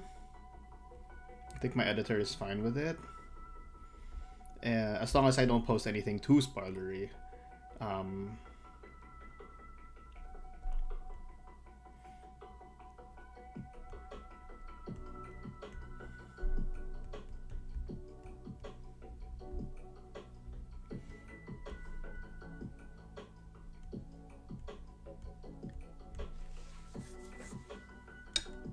And I'm just like happy to share what I'm working on, you know, in public.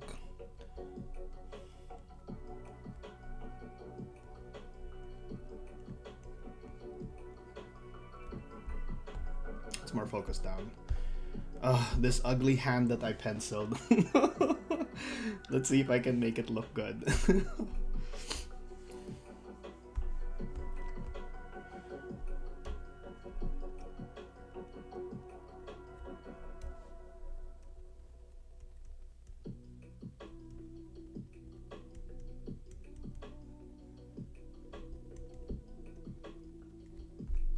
Yeah, sometimes you pencil so fast that you forget to do the anatomy and you're like, okay, yeah, here I am in inks and I have to somehow fix this.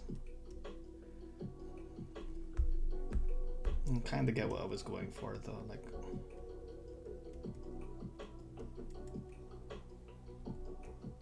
something like this.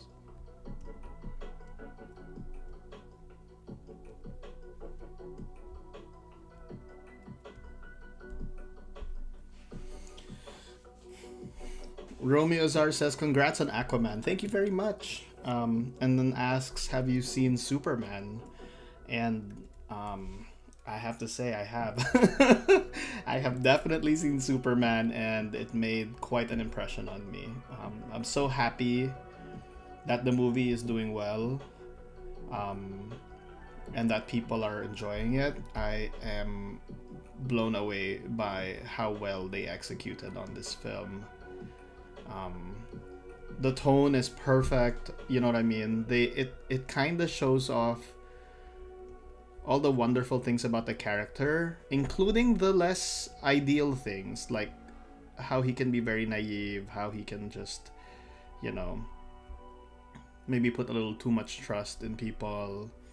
But I think that's perfect. I think it's perfect. And I think you shouldn't shy away from the character's flaws like that. I think it makes him more joyful. I love how everyone in the movie, including the other superheroes, serve as a really good contrast to show off what makes Superman interesting. Yeah, I know there are people who feel like, oh man, this is like such a boring character, or goody two shoes, whatever, Boy Scout type thing. But I feel like it's the same thing with Captain America. Like one of my favorite Marvel movies is Captain America: Winter Soldier, which is a Tom Clancy style spy-fi thriller. But the emotional conceit in that movie was to have an honest man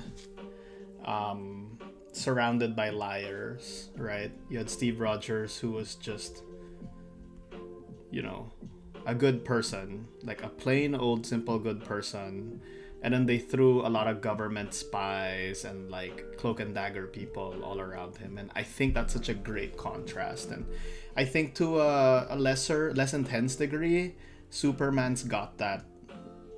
Like the way the movie was built, you have people who are just not as kind as him, people who are not as caring, people who are a little more complex and maybe caught up in like all the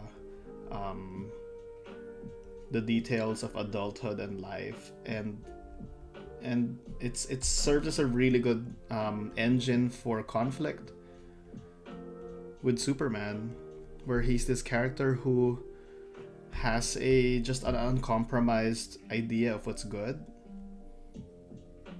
and will act on that, and then everyone else can either be upset about it, you know, or inspired by it. I don't know if I like that tangent. I might move it. So I think I'm just gonna move this. It's just so it doesn't make a tangent. Something like that. It's less accurate, but the silhouette reads better. So I'm gonna go with that.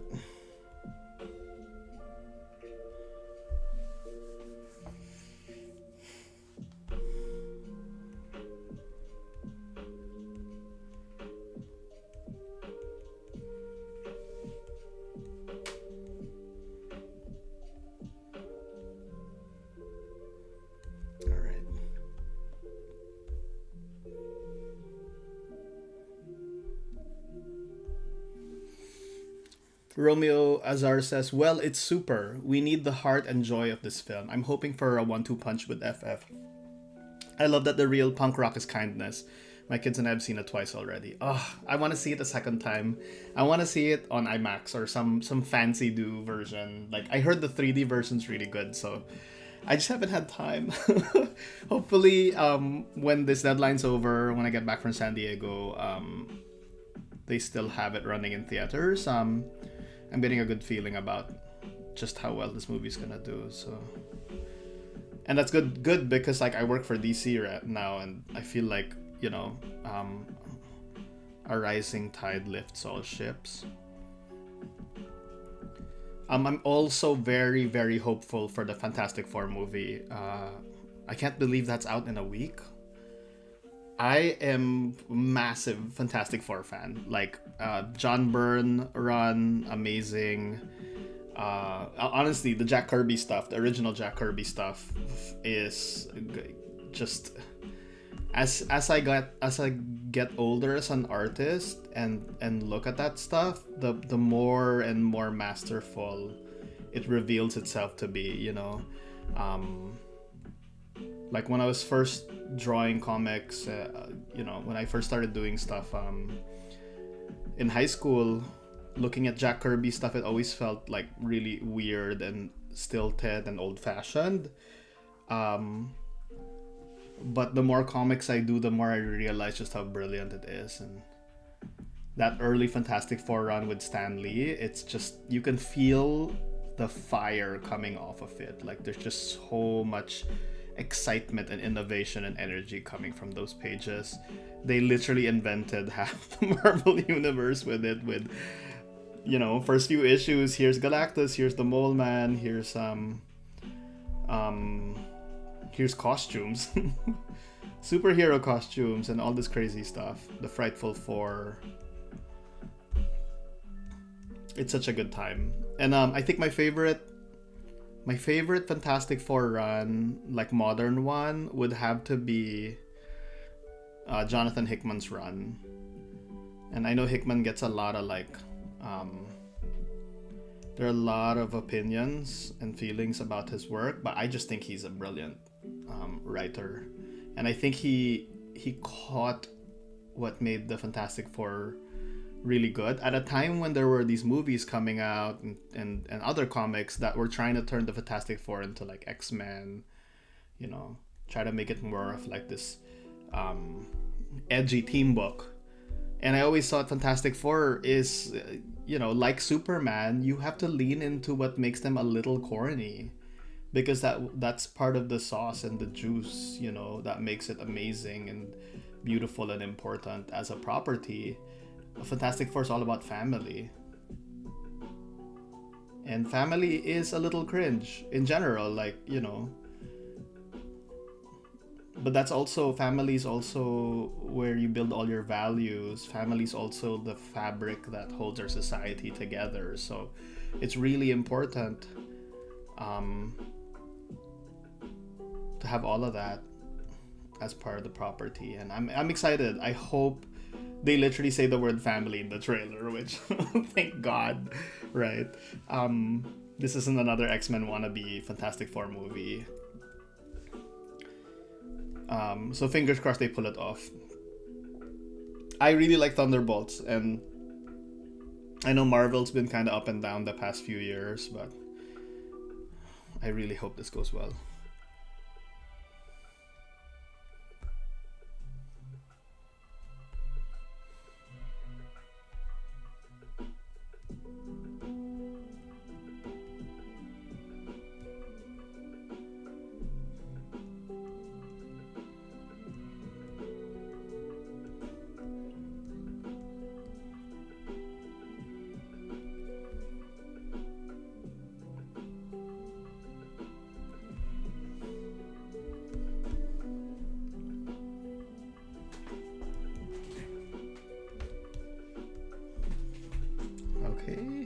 Second figure almost done. 1 sec, let me grab something.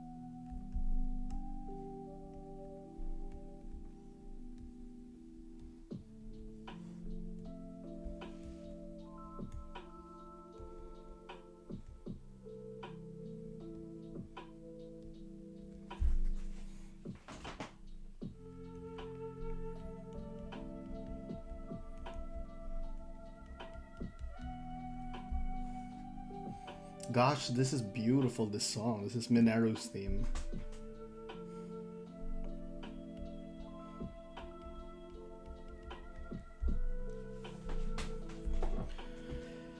Alright, we're almost to the fun part of this illustration. I just need to draw a third character here. I think we're gonna do some planets. I need a planet Earth there. Another planet over here. Maybe like here we'll interrupt his hat with like a little planet.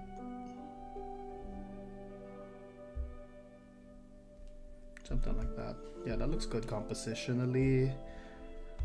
Maybe another here, just to give a sense of like,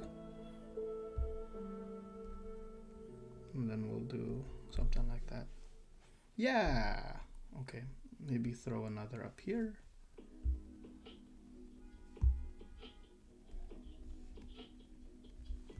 Okay, and then let's get this other figure down so we can move on to fun rendering stuff.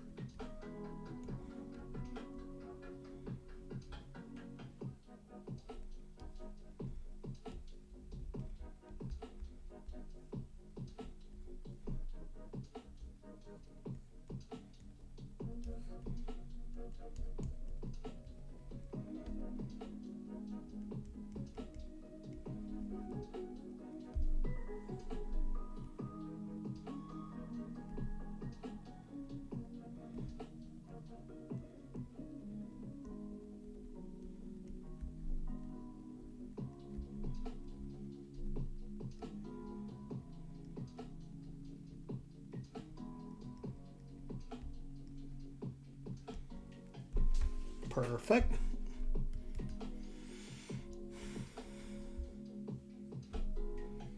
Perfect and very creepy. Gosh. Don't worry, there's a lot of punching later in this comic. So we're just at the scary dark part.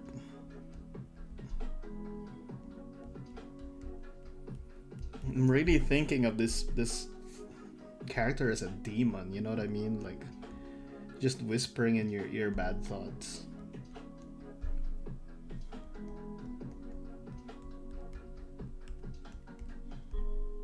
Alright, let's get these planets continented. Something like that. Doesn't have to be super accurate. Just sort of look like an Earth.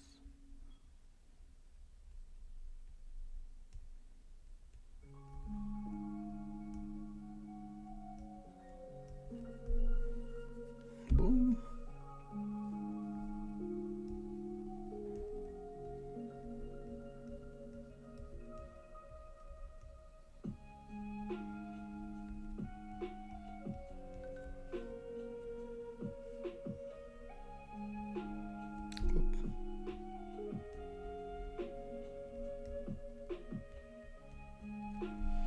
All right. Let's get this here.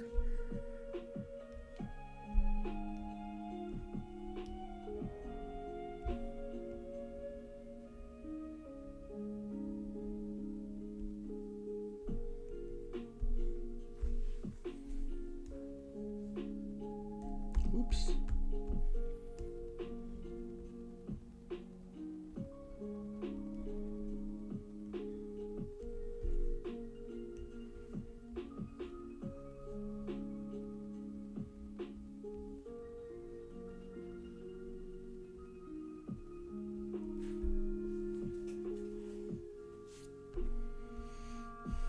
Flip it sideways to see if it reads well. Honestly, just black out this ear. Yeah, that looks better.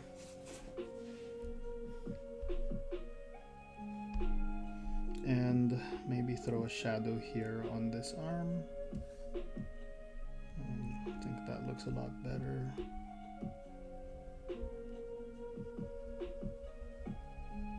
Great.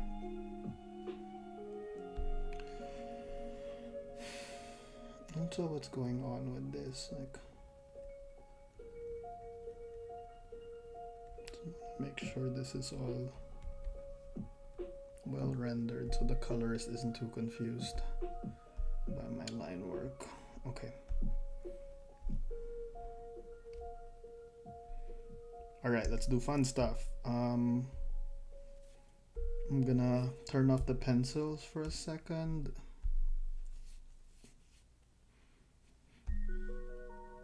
And just make sure that I've penciled in all the right stuff, because honestly I'm gonna do that. Boom. Because we're gonna select this shape here. Whoops. Wait a minute, where am I? Oh, okay, merge down. Because we're gonna select this shape here, and this shape here, and this shape here. And we're gonna do a space effect.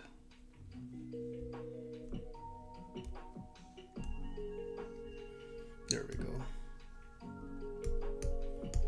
Ah, I love that. It looks so cool.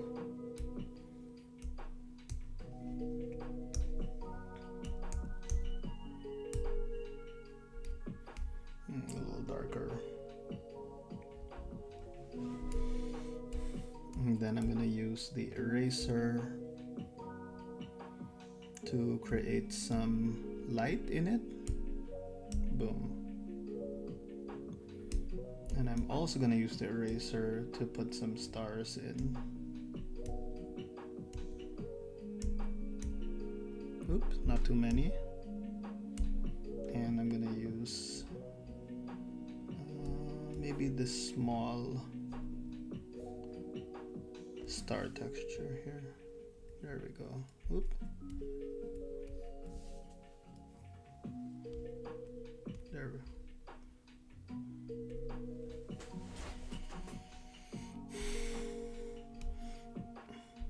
And then we top it off with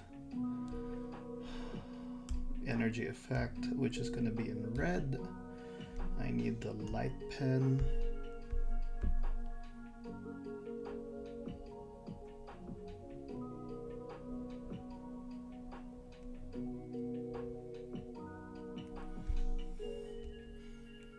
I'm actually not coloring this. Big Door Studios is gonna color this, but I'm giving them a lot of I'm just gonna bake it into the file.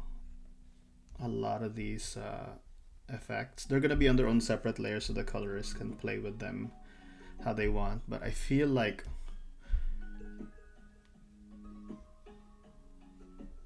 this is the only way to communicate the special effects I'm thinking of. And they're free to do with it how they please. Like they can just redo it or delete the layer and do it a better way. But I figured a clear notation is better than none.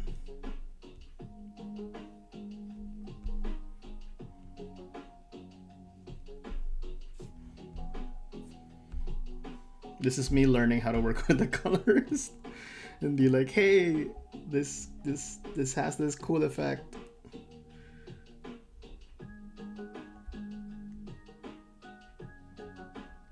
And hopefully they'll see it as not me stepping on their toes, but more of like saving them a lot of work, because I already did the rendering. If they want to redo it, they can do it. Yeah.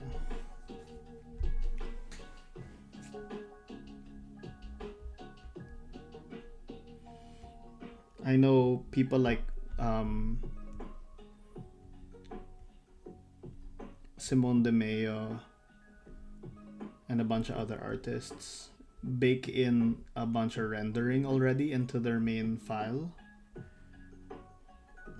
and then the colorist just works off of that, and it's given their stuff like a very distinctive look. I don't know. This is just me trying it out and seeing if I want to do more of this in the future.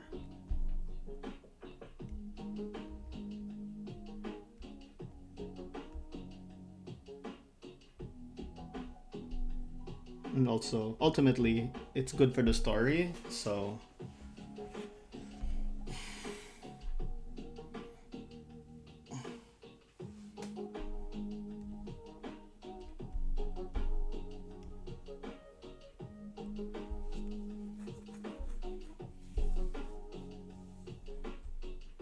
Yeah, that's such a cool panel. Like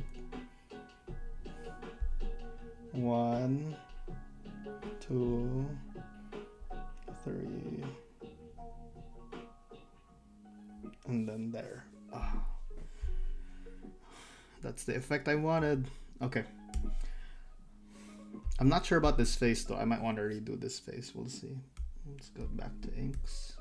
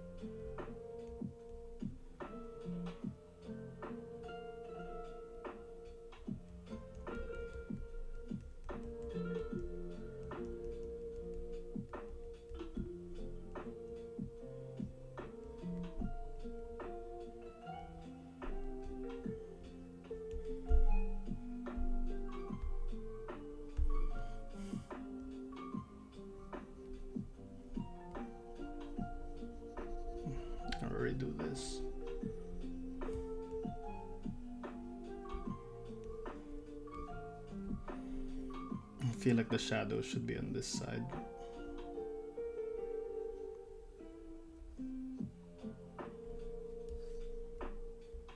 More like that. There we go.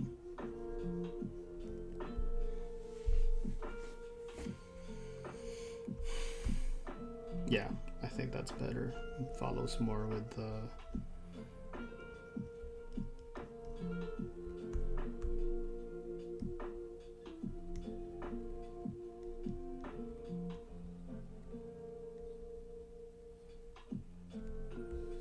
established light source.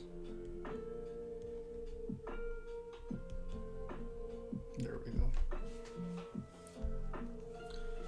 Flip it around, see if it works.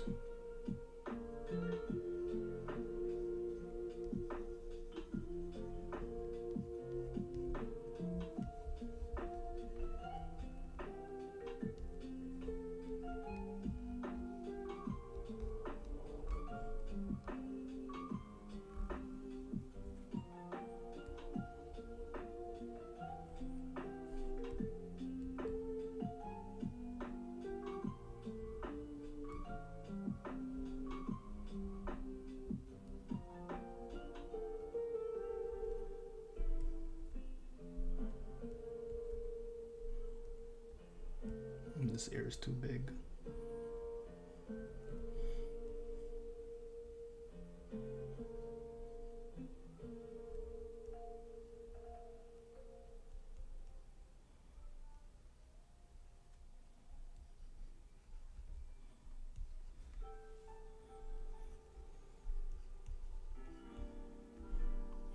I'm really struggling with this panel. Okay, I'm just gonna leave it for now and keep moving. And maybe when I get back to it, it'll feel better. Oh, that already feels better. Wait.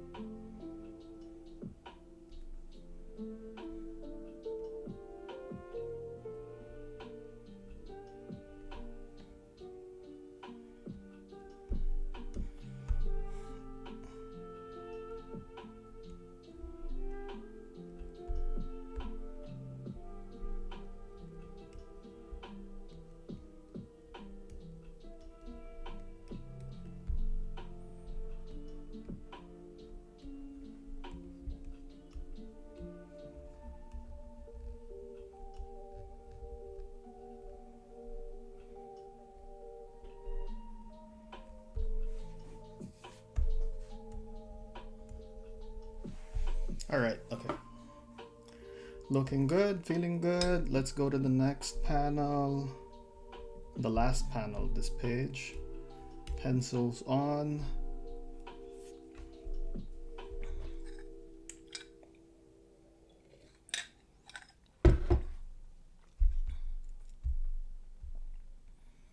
And we're gonna get this. Start working. Actually, I need to draw. I just noticed the problem here. This needs straps.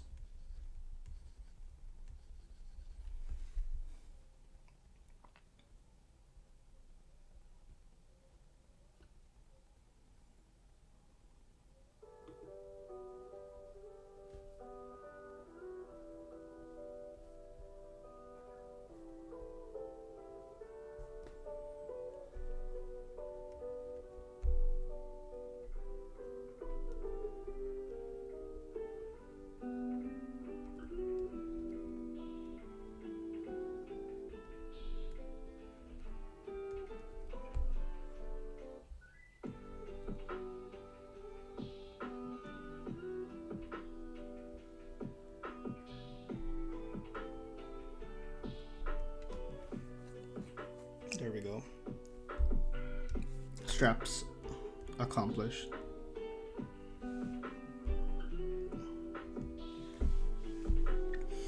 All right. Back down to this. It's probably gonna be more fun.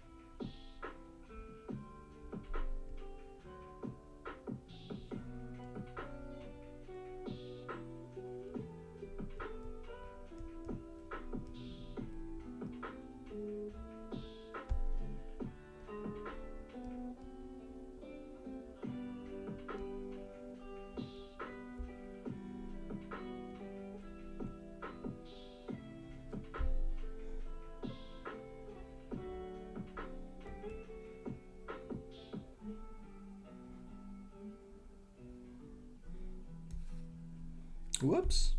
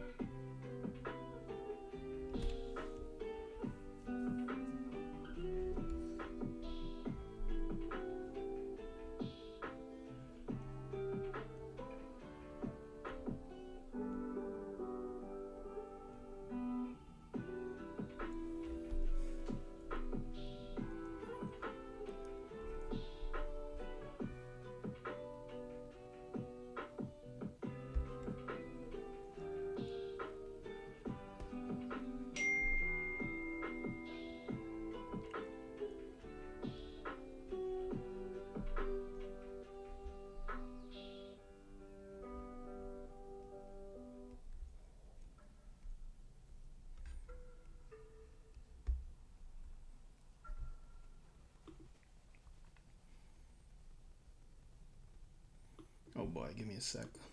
I would like to play some Stardew music again.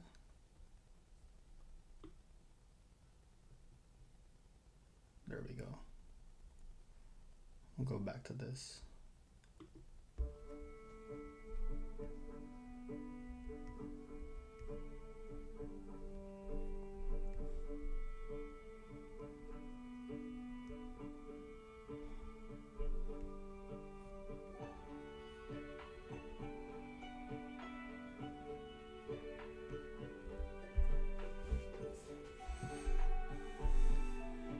It might be too big.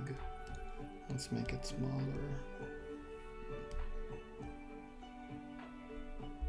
There we go.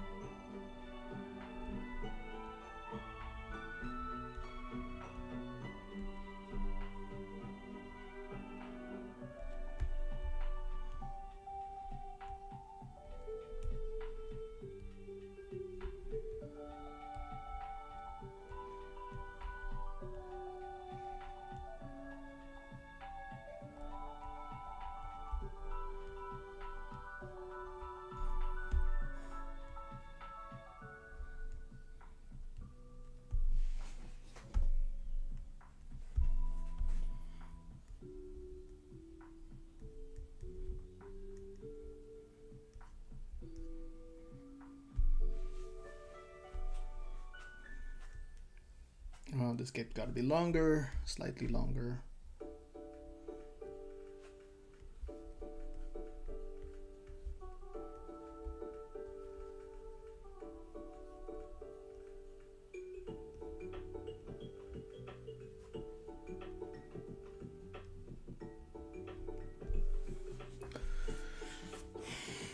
Okay.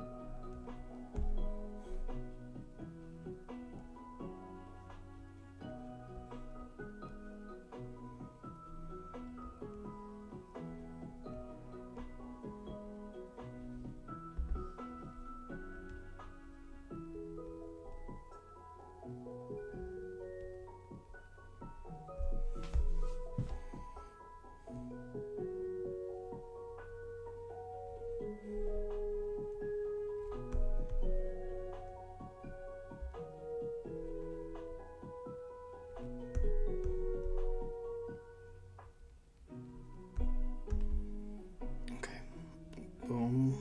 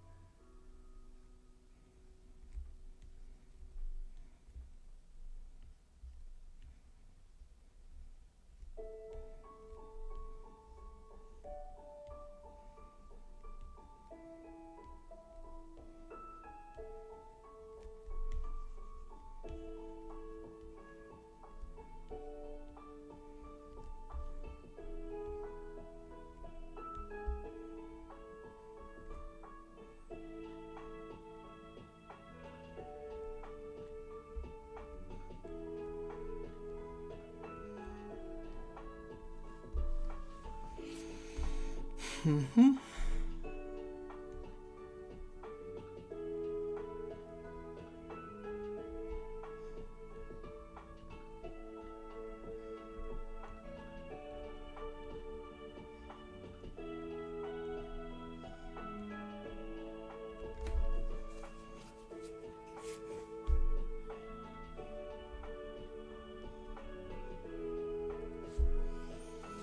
Ooh, okay.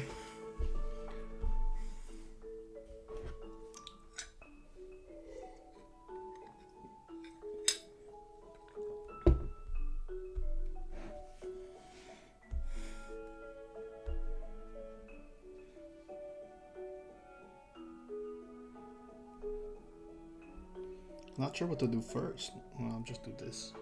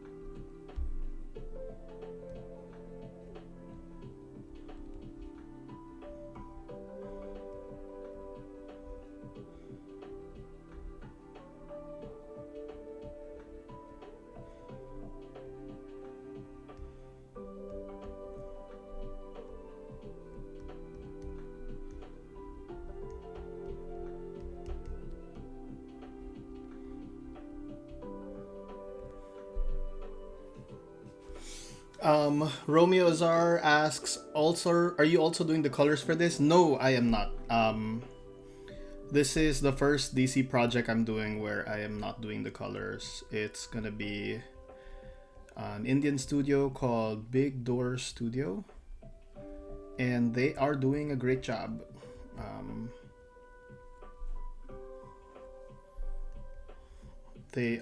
I've seen the colors for the first 3 episodes, which start coming out next week, and they're great. They did such an amazing job. I always get insecure because I am, again, as someone who usually colors his own work.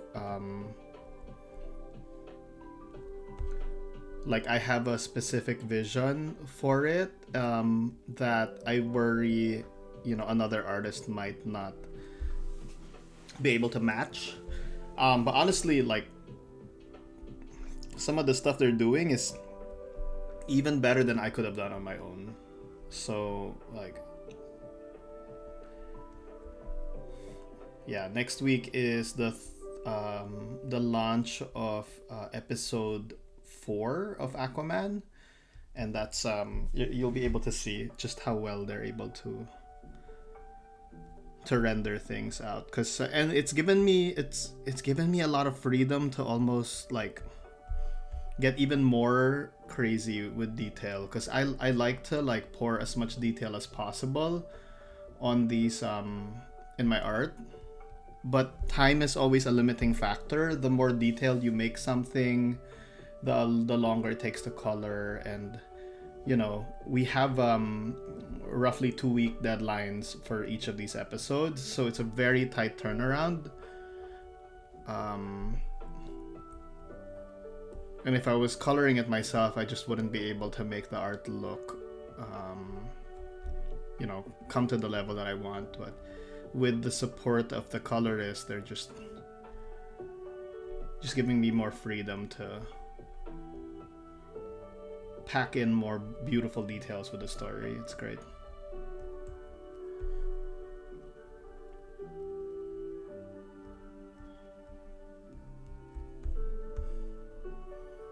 It's also given me a lot more confidence to work with other colorists in the future, and really just to see what my work feels like when I'm not coloring it on my own. You know what I mean? Like, I'm always a little insecure that it's just not gonna go well, or I see some other artists naked pages and they look so good, and I'm like, well, will my stuff even look half as good as that? Thankfully, it's going very well. So yeah. And I still get to color my own stuff with like my personal projects or these little like portfolio pieces I'm doing. So I still get to scratch that itch of like being in full control of the whole process from top to bottom. So I don't feel like I'm missing out, or like, it's compromising anything. In fact, it's like making it even better. Which I guess is the wonderful thing about the Western model of making comics, the collaborative nature of it. When you connect with a bunch of people who are all aligned in making the best, most fun story possible, you get all these like wonderful things. So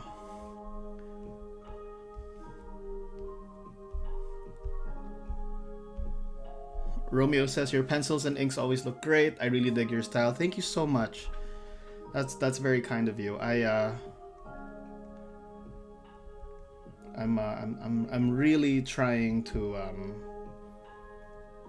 honor a bunch of artists who I love, like George Perez and Frank Whiteley, and follow in their footsteps.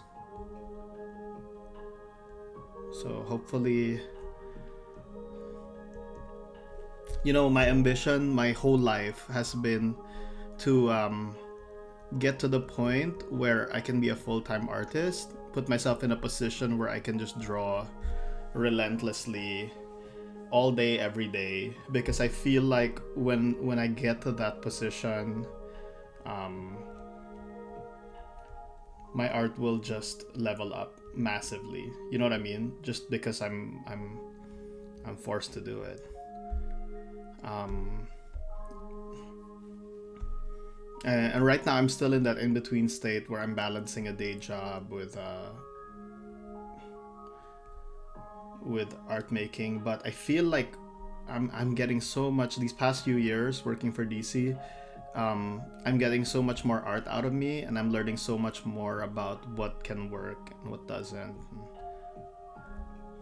I feel like my work's really upgraded because of, you know, surrendering myself over to that deadline process.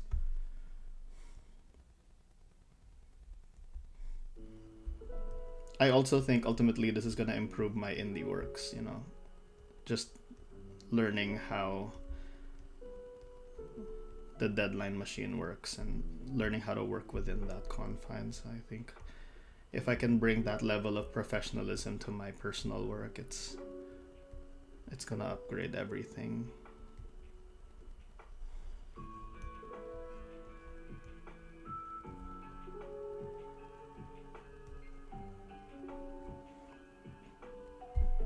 Whoops, I just remembered that these aren't stripes, these are buttons. So 1, 2, 3, 4.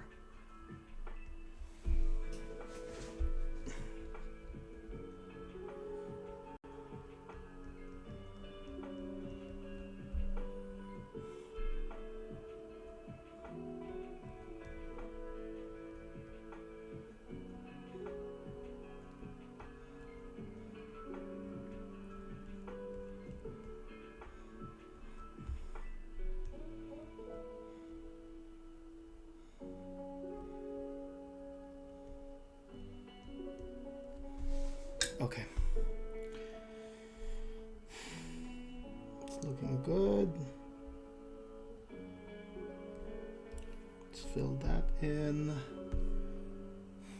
Almost done with this page. I can feel it. And also a lot of good momentum.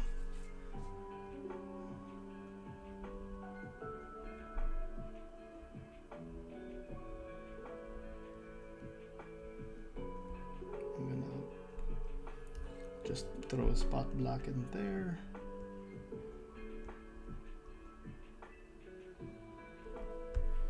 I gotta get this face correct. Just it's so tiny, but like I want to make sure the sorrow is truly clear.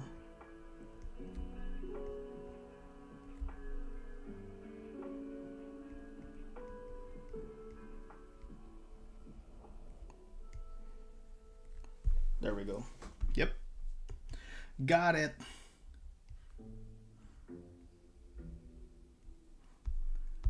Boom.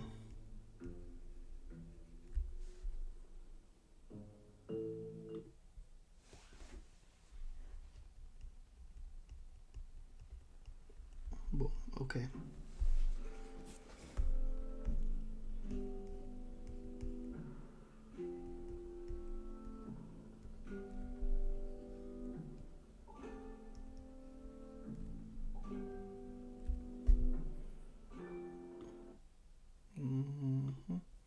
Here.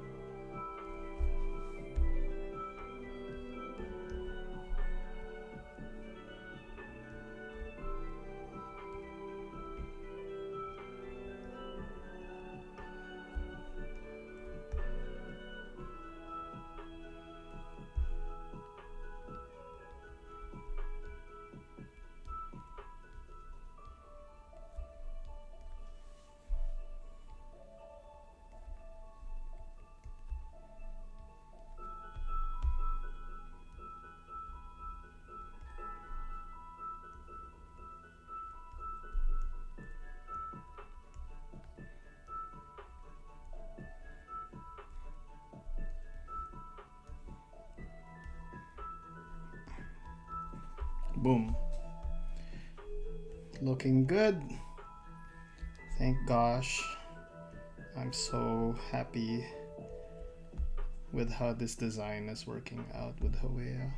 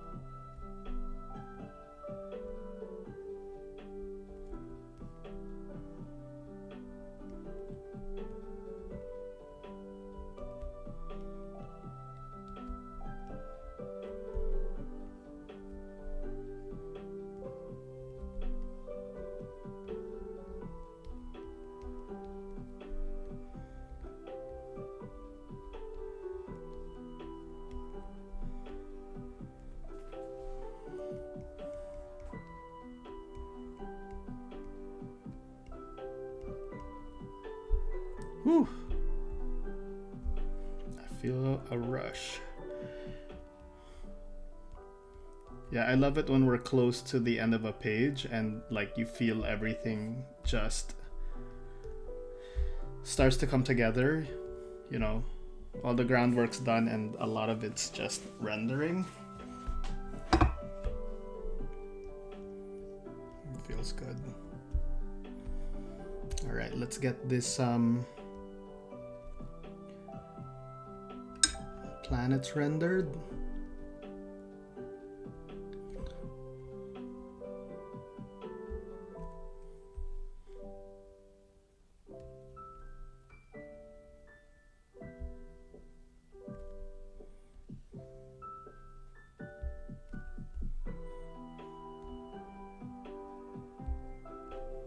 Boom.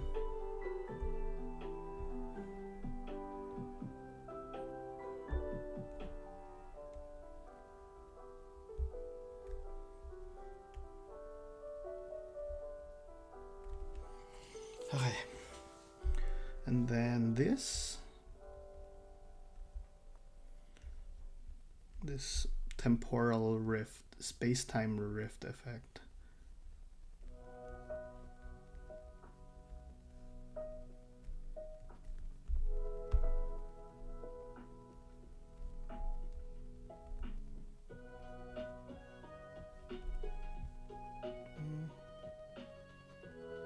I'm gonna skip this song.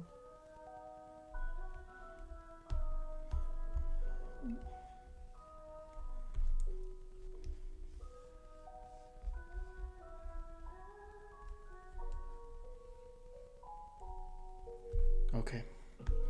And then boom.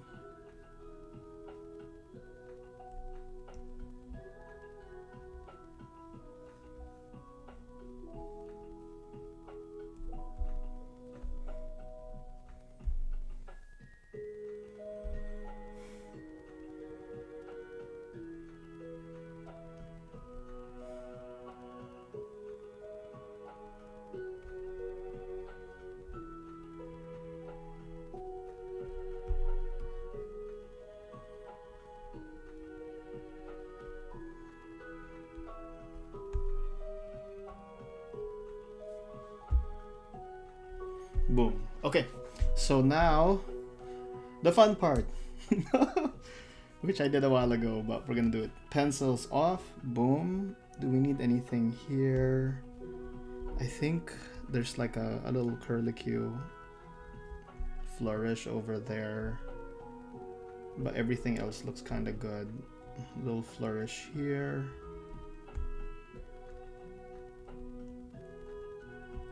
One, two, three. A little flourish here. 1, 2, 3.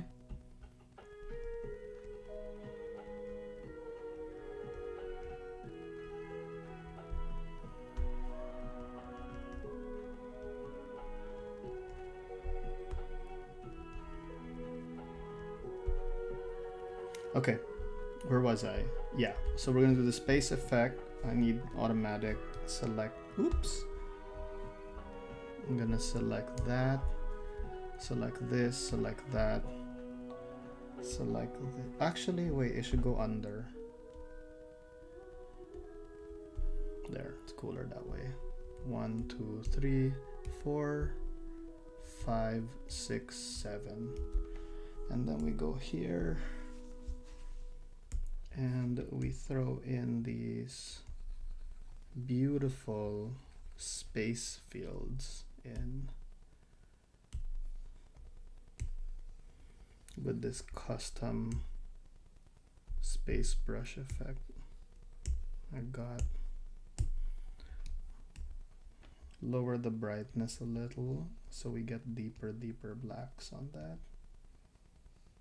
And then I cut into it with an eraser brush to give a sense of light. Boom. Stars.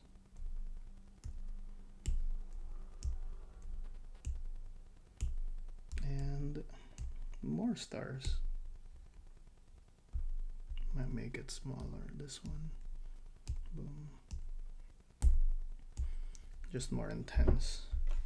And this is supposed to mimic kind of the George Perez Crisis on Infinite Earths effect. Boom.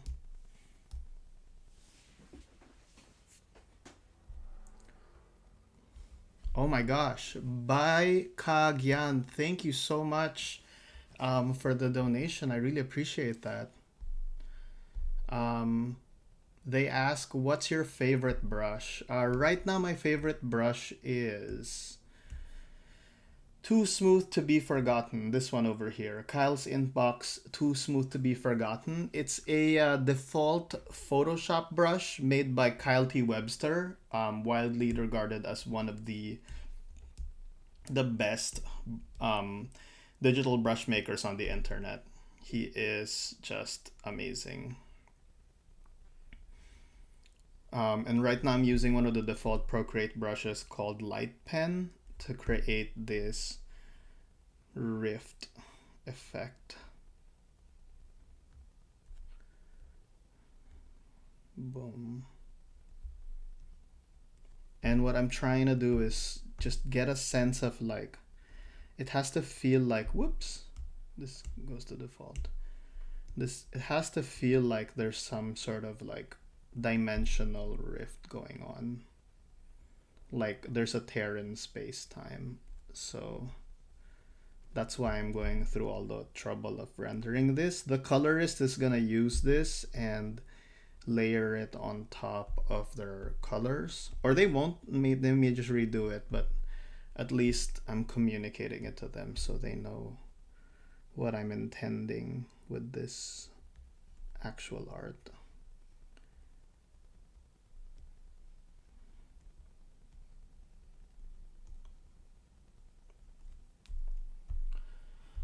They ask, what do you recommend, Procreate or Clip Studio? I recommend both.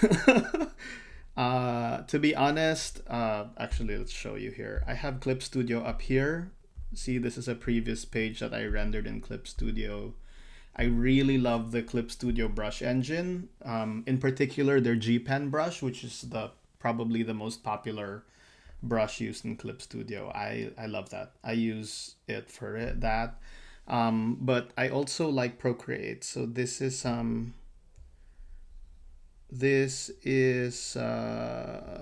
where I get the light pen brushes and all this other stuff.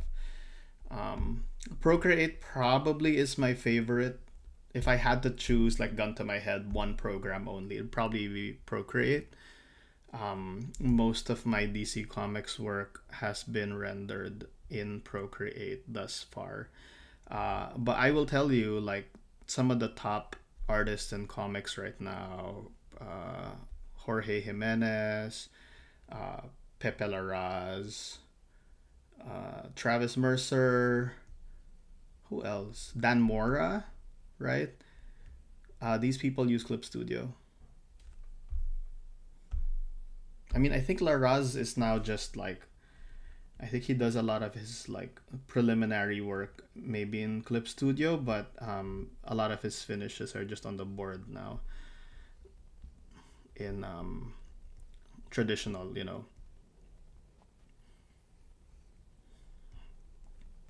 But Clip Studio is great because it's literally a program that was built for comics making by manga artists in Japan. It used to be called Manga Studio. And therefore the inking engine is just really good. And there's a lot of tools specifically for comics artists. Procreate is a lot more general purpose. I feel like it's, you know, animators, illustrators, any type of artist. Why I like it as a comics artist is it's so frictionless. It's so simplified, and you boot it up and you're just straight into the art making. So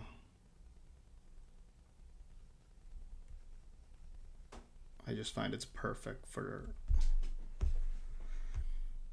getting you really motivated to draw. All right, some more lightning effects here. Some more energy effects here.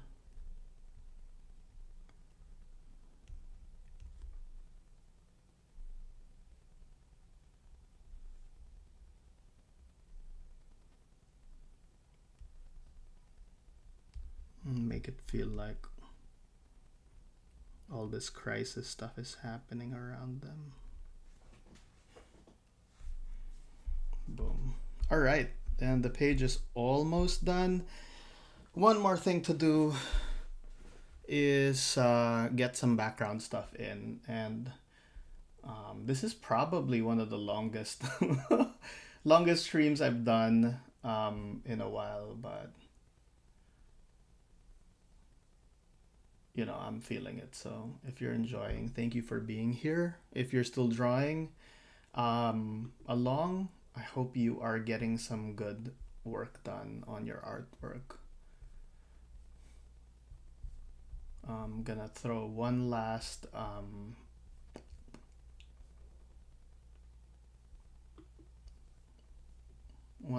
track in the background, and then we'll do some background work, and then I'm probably gonna take a break for lunch. So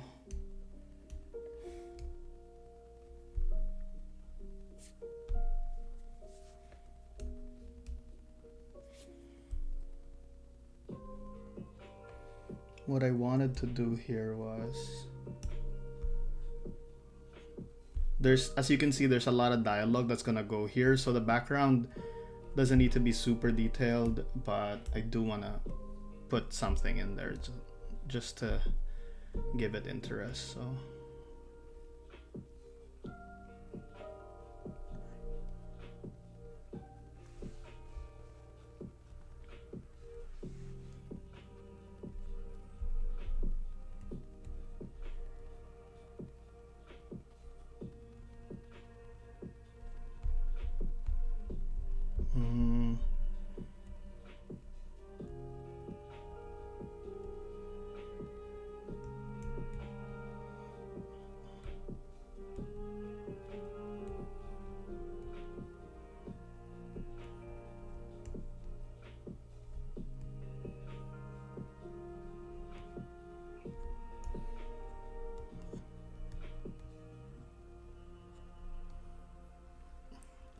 I'm gonna throw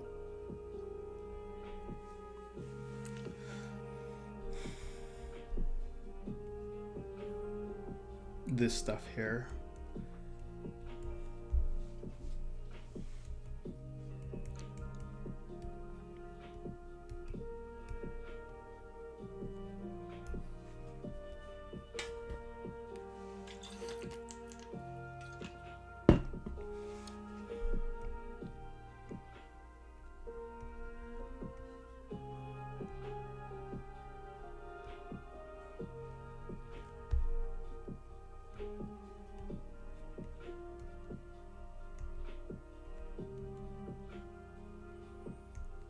Just the ruins of ancient statues. That's what I'm thinking. And maybe a symbol or two over here.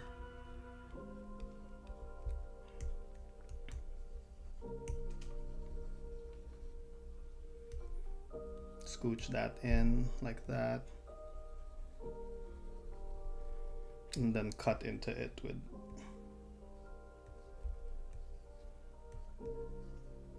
a random pillar. And more rocks.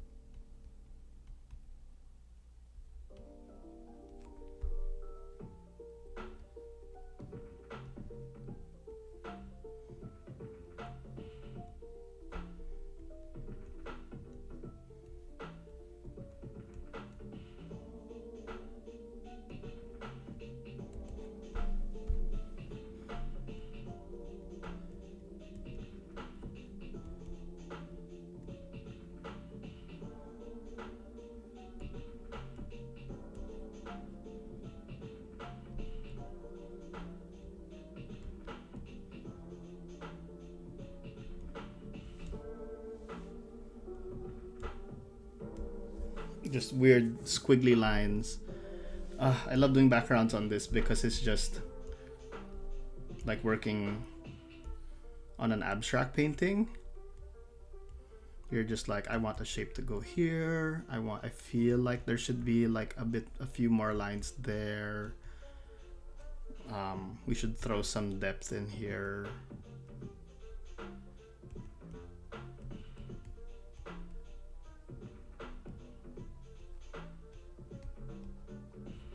Boom.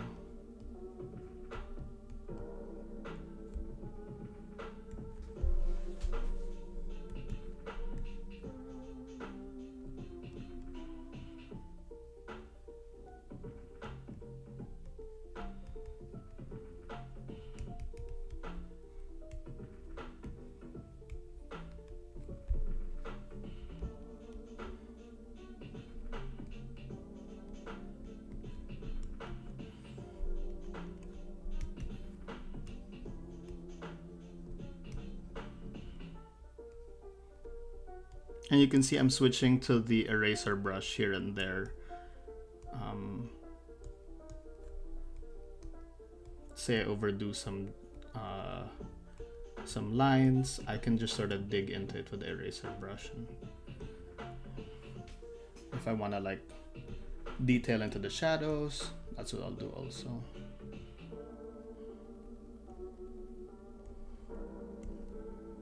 I think something like that would be cool.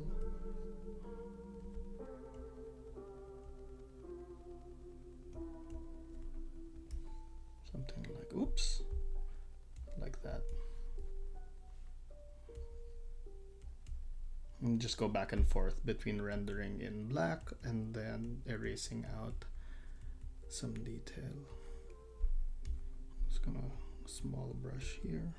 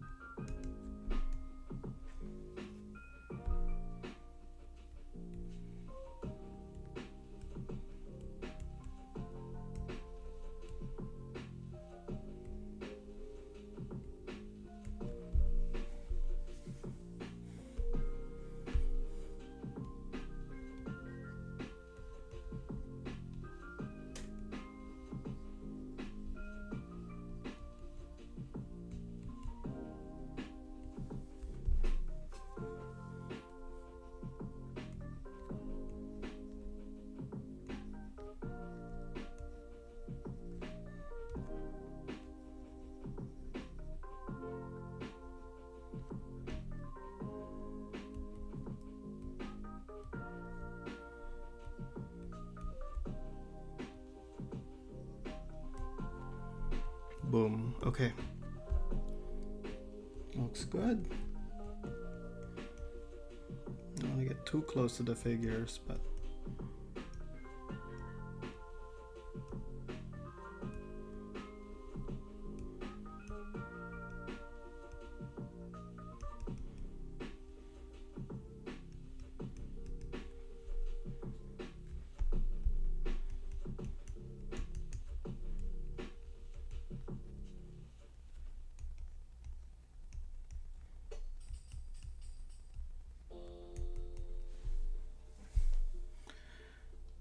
there we go. I think that feels good as a background. Half of it might get covered up in word balloons, but that's okay. As long as there's a sense of really like stuff going on back there. Cool ruins.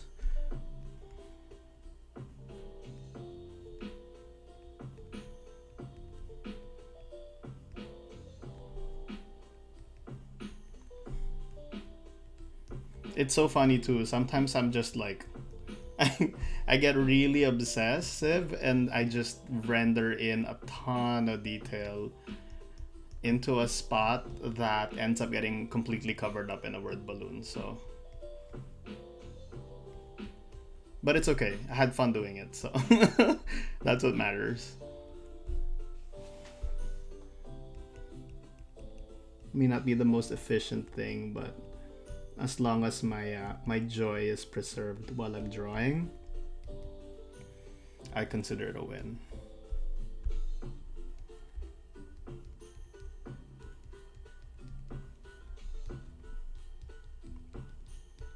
Okay, I should probably stop and calm down now with this panel. Maybe one stone. I'm gonna draw one stone here, just to give a sense of the ground that they're walking on, you know what I mean?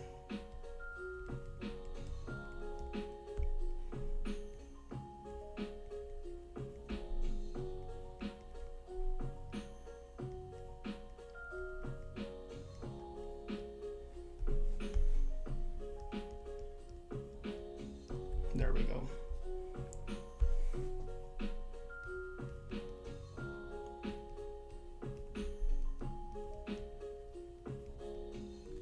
Boom. Okay.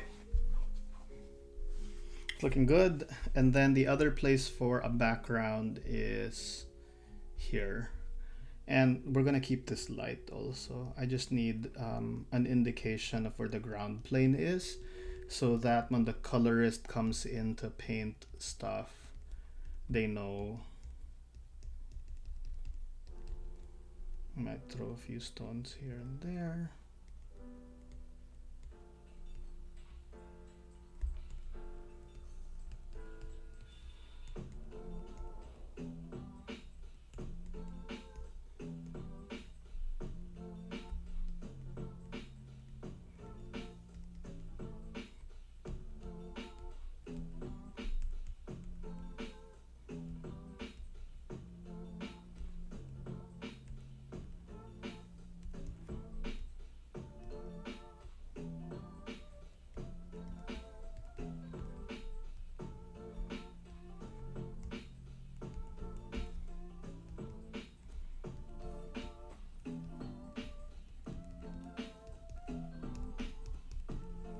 Boom.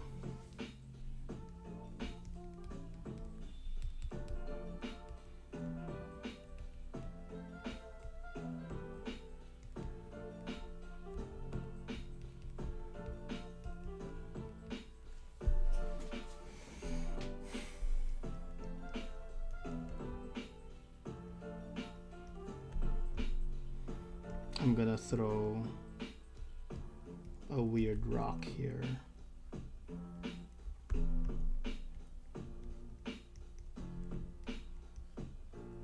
That's got like some Martian symbols.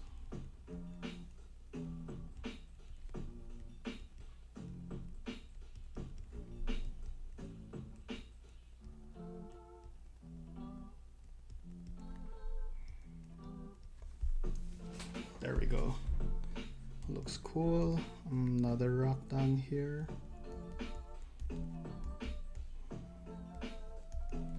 This place is just rocks, ruins. The detritus of like a ruined civilization. Boom.